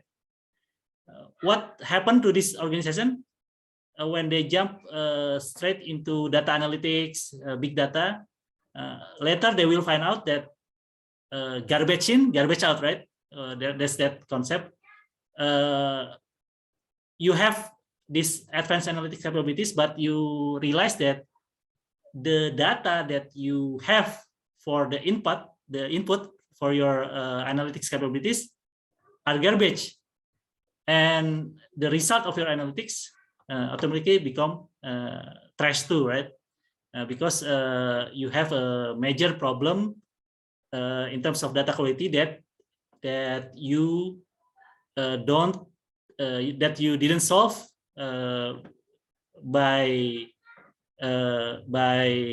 following the common journey, the common ideal journey that you should have. You jump directly into implementing analytics without making the the prudent measures in terms of improving your data quality. So this is a very good, I think, a very good lesson and being presented very clearly by using this data capability pyramid from Peter Eichen. Okay, so the next section, this is more like a illustrative case study from my previous experience. So data, when you talk about data governance implementation, it will include, I think, mostly there are 4 areas. So first is the framework building, the roles and responsibilities building, organization side building, and the data architecture building, and then the data quality implementation. So these are the key areas, I think, that in my experience will be included in a data governance initiative. Right? So first is the framework. So okay, so you have access to a lot of frameworks in terms of data capabilities framework. The 3 of I showed earlier in my presentation, right? Basically, the organization will need to make a decision. So what framework they want to adopt as a main reference for their data capabilities initiative. So for this example, the organization choose to implement DAMBOK from DAMA, right? So this will serve as an overview of process areas for the entire data management lifecycle in the enterprise. So it avoid creating things from scratch, because you just need to look at the framework reference for certain areas, and then you can adopt that reference in your policy and procedure, right? This is the first key area when we're talking about data governance, building data governance in the organization. So you choose a framework, and then you adopt that framework by developing policy and procedures for your organization based on that framework. But adjusted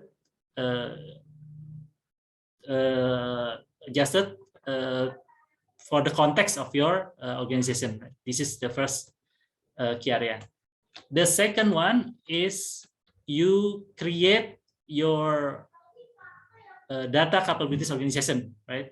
So first, you need to make a decision on the operating model of your data organization. So when you look at the DAMBOK, it has, I think, 4 or 5 reference regarding operating models. I show only 3 of them here in my presentation. So when you build a operating model for your data organization, it can be a centralized operating model, it can be a decentralized operating model, it can be a hybrid operating model, right? And all these options will have their own benefit and drawbacks, and you need to make decision based on the context of organization. So for example, for the centralized operating model, in this model, you will have like a centralized function, right, that serve as the one-stop place for all data capabilities need in your organization, right? So this is a centralized operating model. So this centralized data function will provide service, data-related service to all business units, right?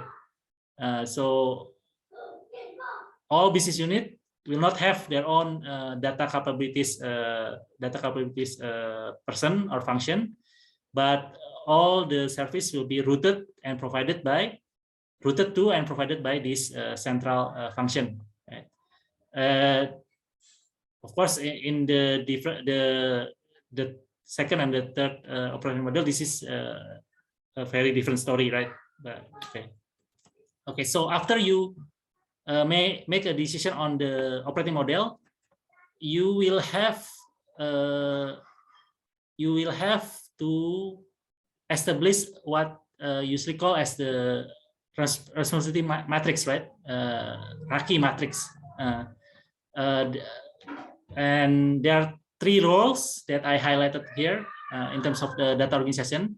So we'll have what we call as data custodian. Basically, this is the role that provides technical support in terms of development and operations of data process. In practical sense, usually this is assigned to IT. Right? So when you talk about IT division, IT department in the organization, usually it will play the role as data custodian. So because IT will usually traditionally will play the role as administrator, right, for databases, for all your technological solution in terms of data. So they are the data custodian. And then on the other side, you will have data owner. This is usually in the business side. Each business specific domain will have its own data owner. So let's say HR department will be the data owner for HR related data information, right? Finance department will be the data owner for finance data. To simplify things, data owner is the role that will have the authority, right? The authority to authorize access and change to a certain data. So that's why I mentioned that HR is the data owner for HR data, because usually HR will have the full authority on allowing access or allowing changes made to data, right, in HR domain. So HR will be the data owner. Now, to ensure that the relationship, the communication between these two are conducted based on a certain rule, we have this role that we call as a data steward. So data steward is I think the main role for data governance, because this function will set the rules, right? So I talk about the policy and procedure, right? The architecture, the metadata. This is the function that will have authority in maintaining those artifacts related to policy and procedures and also architecture. And they should be the one that can bridge the communication, the facilitate communication, augmented communication between data custodian and data owner to perform data related capabilities, right? So this is data steward. And then the third key areas that is also important is what I call as a data architecture or data strategy. So basically, what you will have here is you have to develop a strategy to implement your data capabilities by addressing gap between your as-is data architecture with your to-be data architecture. So for this example, usually we for this example, right? This organization, this particular organization, has different issues in each layer of its data pipeline, right? For example, in the data source layer, the as-is condition of this organization is it still have so many redundant master data, right, in separate applications. So you can see here, like customer, harga, product, and stock. Each application will have a different master data that usually that actually talking about the same thing, right?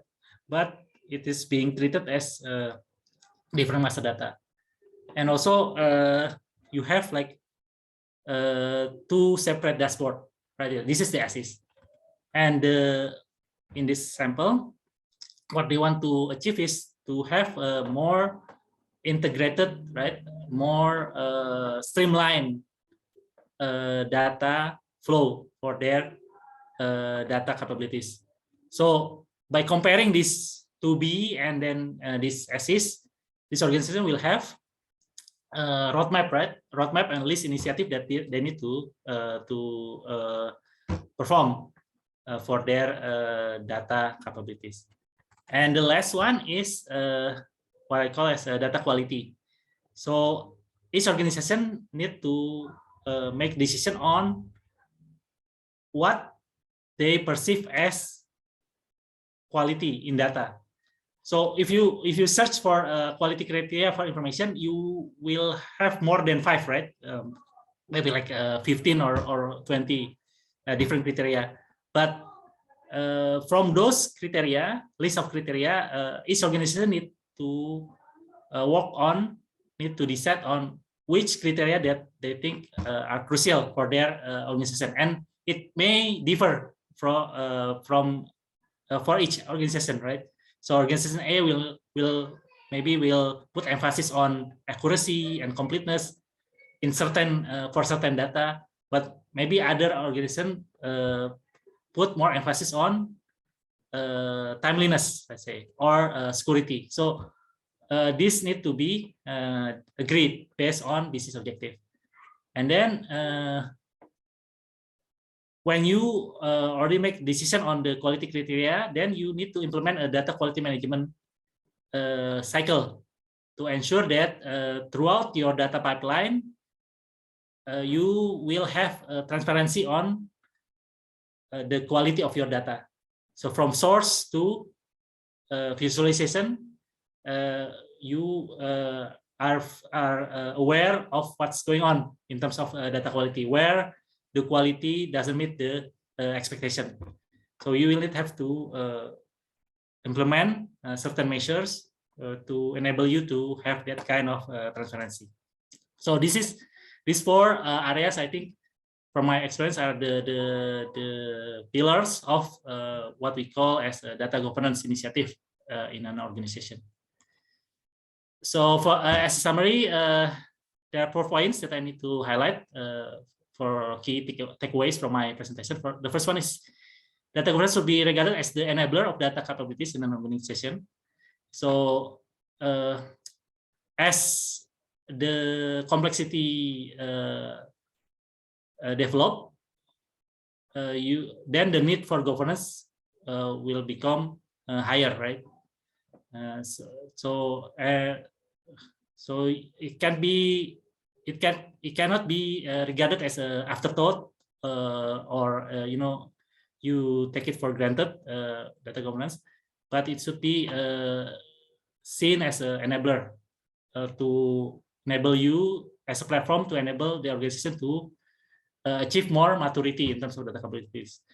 And the second way is that it will involve people, process, and technology. So don't focus on only process or only people, right?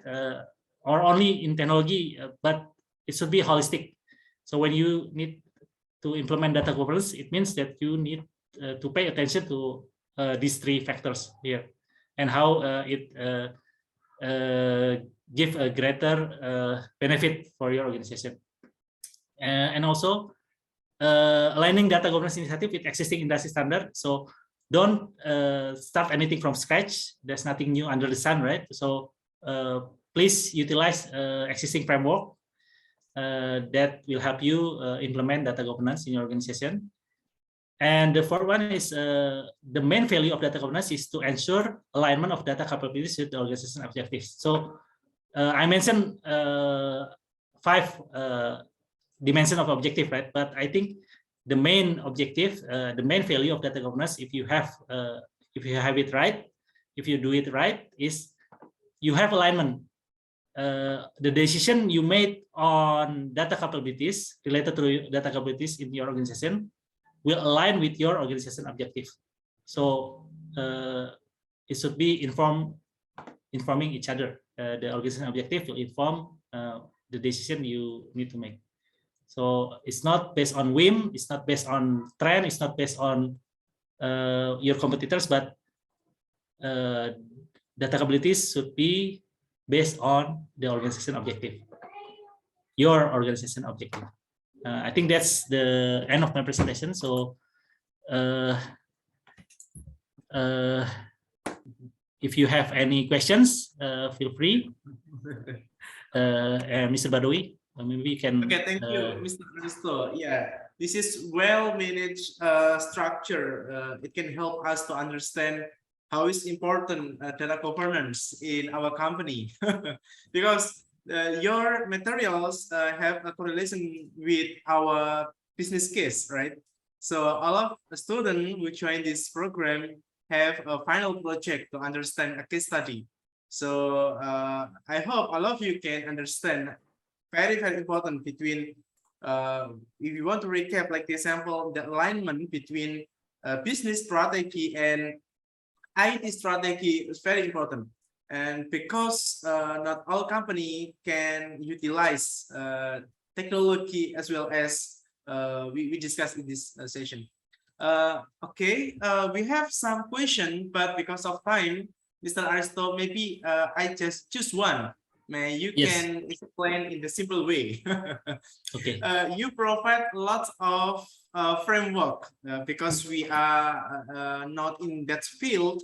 The simple question is, can we implement your framework in every industry, or we can make a customized framework in a specific problem? Yeah. Yeah. So okay. So the simple question is, yes, you can custom. So what I like to highlight here is first is framework are to be used as reference, right? It's not to be used as a standard. Okay. Meaning that you don't you take a framework and then you implement all the lines that are written in the framework in your organization. No, that's not the case, but you use it as a reference, right? You need to have an understanding of the framework, of course, but you also need to have to understanding of your context, your organization context. What is the objective? What are the competitive in that environment? What are the regulatory environment? So based on those many inputs, many design factors, then you will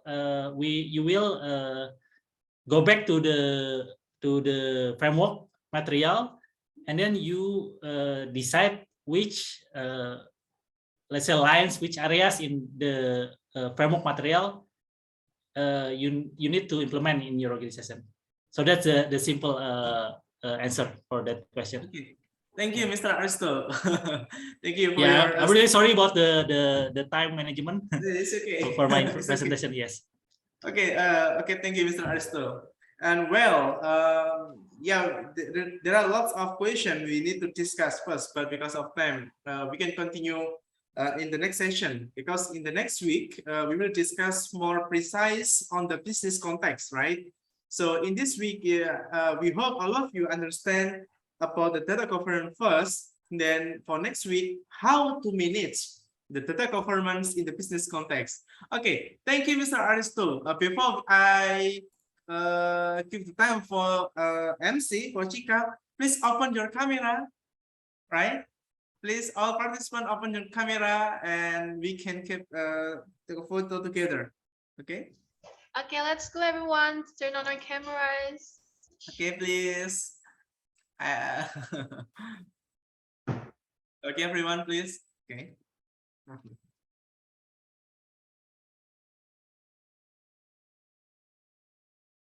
This is enough, Chika. I think a little bit, Mr. Badawi. Okay. Okay, let's go the other one. Turn on your cameras.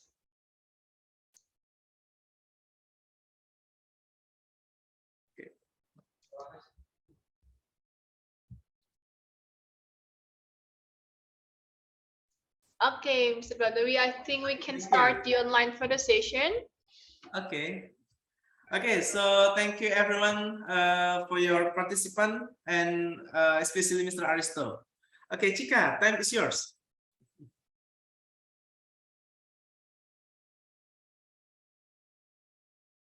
Okay, thank you so much, Mr. Badawi, for leading the previous 2 lecture class wonderfully.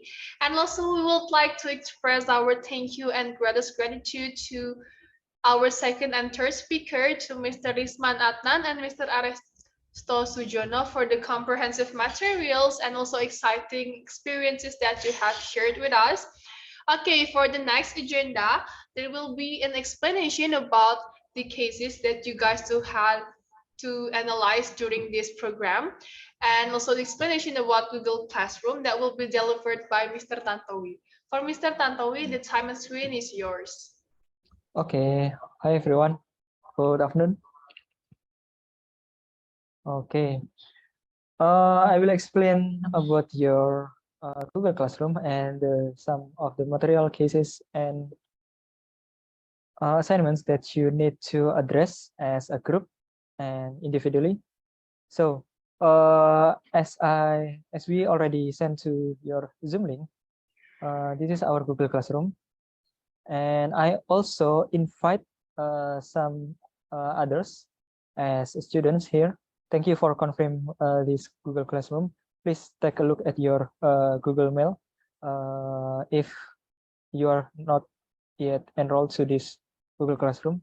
The overall assignment, case, and materials of the whole agenda already, some of them already uploaded in this Google Classroom. You may take a look at this tugas class Google class assignment feature.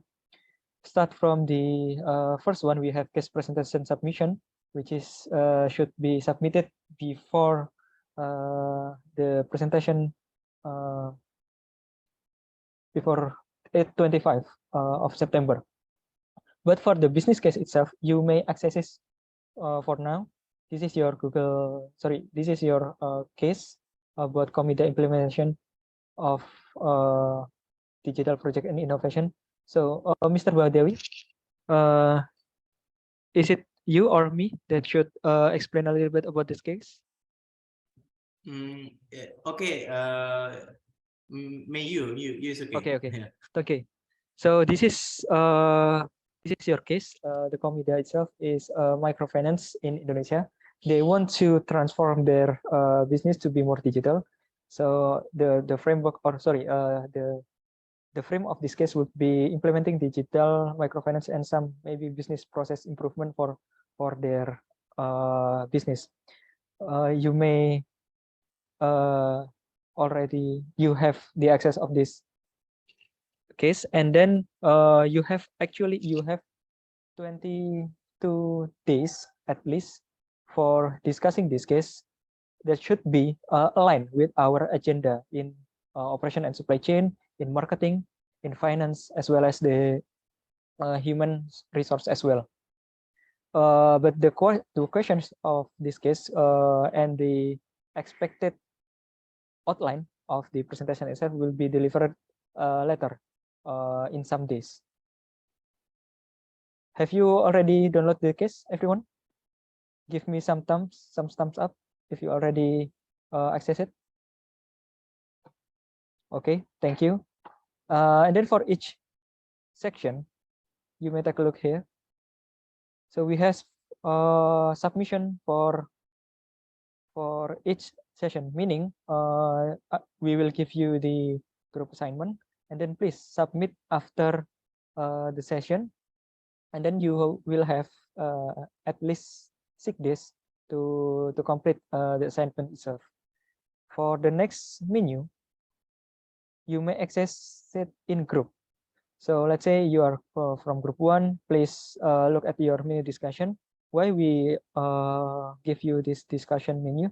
Because we need to record and maybe part of evaluation itself, which part of the individual, which part of you maybe if you have some issue with the assignment itself, you can mention us.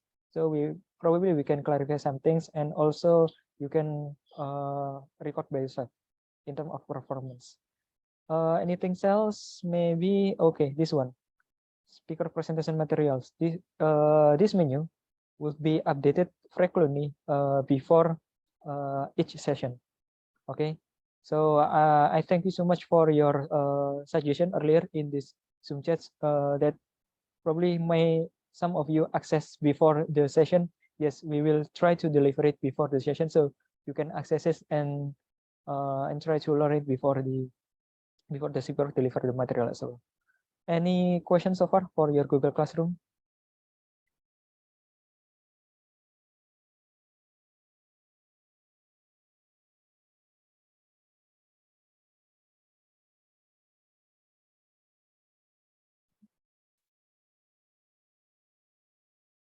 Any additional information probably from Mrs. Zarin?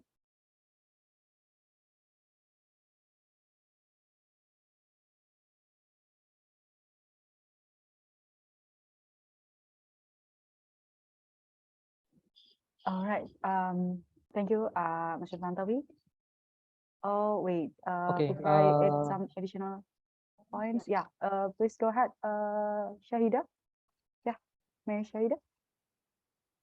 Okay, sorry, I just want to get some recap from Mr. Tantawi just now. So the commuter business case study, that one is for group, is it, or individual? Is it for Correct. group? It is for group. Okay, all right. Okay, thank you. That's all. Thank you. Pleasure. All right, thank you. Anything else? Any other questions?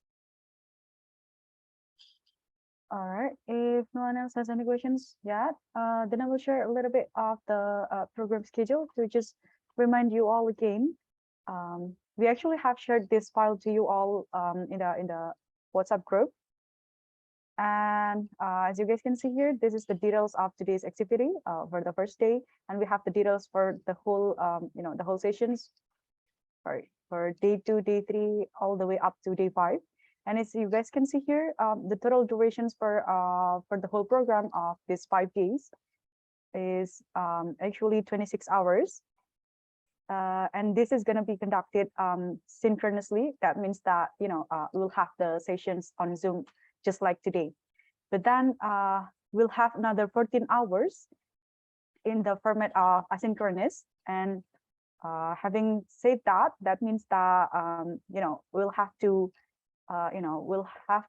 ask your commitment, your time commitment to follow this asynchronous time allocations. So what does this mean? This means that, for example, we have 2 hours asynchronous time allocation for the marketing sessions, and that actually relates to the room on your Google Classroom that has been mentioned by Mr. Tantawi before about the class discussion, the group discussions. So that means that, for example, for marketing, you will learn about marketing in next week here on day 2 and next week. And on next week, the lecturers will inform you about the assignment related to their material topics. And this is actually still related to the whole group project that you need to work on and present on the last day. So this is like a pieces of work for you to help you to make it easier for you to work on the final project on the last day. So then after you learn about the assignment from the lecturers on day 2, then you will have to work on that assignment with your group. Again, this is a group assignment, and we'll need to have you to discuss with your group using the Google Classroom. So maybe Mr. Tantawi, could you please share the screen for the Google Classroom? Could you show the students? Yes. The classroom part. Yeah, this one. No. The discussions, the group discussion. Yes, for example, this one. If you belong to group 1, then let's say that this is the group 1 room discussion. So that means that you will have you'll be able to discuss with your group in this room, in this group 1 menu discussions. So then in that case, we will monitor you to discuss with we'll monitor you in the process of discussing with your teammates using this platform, and we'll have to make sure that you discuss with your teammate for each of the session at least 2 hours. So maybe we could demonstrate and then delete it later, Mr. Tantowi. For example, here, Mr. Tantowi will be able to add on something like this, test. And yes, that's it. So we have the time here. So we have the time. So we will monitor the time here to make sure that you follow the rules about the asynchronous time allocation for 2 hours for each each section or each functions of management, including the operations, the marketing, the finance, and also the human resource. So that's what it is. And for the guest discussion, we'll also provide this kind of thing, the menu discussions for the guest discussion. So now for the guest discussion, you could also discuss about that, and that's going to be at least 6 hours for you to discuss about that. But that doesn't have to be on the exact same day. So it could be like, for example, 1 hour for today and then another 1 hour tomorrow, etc. But then in total, we'll have to make sure that you go with the settings that I just showed to you before in the program schedule. So 2 hours for each functions of management, 2 hours for marketing, 2 hours for finance, 2 hours for operations, and 2 hours for human resource, and another 6 hours for the business case discussion. So that's basically it. So this so in other words, this program is going to be conducted with the synchronous and asynchronous format. So you need to make sure that you follow through with the whole settings of this program. So I guess that's all that I would like to share with you. Does anyone have any questions? So please find please find your Google Classroom code in your Zoom chat. And also I already sent actually in the early morning about the link of this Google Classroom. I will share it again, so you may access it right now. And also please confirm if you haven't received the link or the invitation, especially for the USM students. We already give you, you already invite you through your Google Mail, the Gmail that you submitted as the participant. Thank you, Ms. Zarin.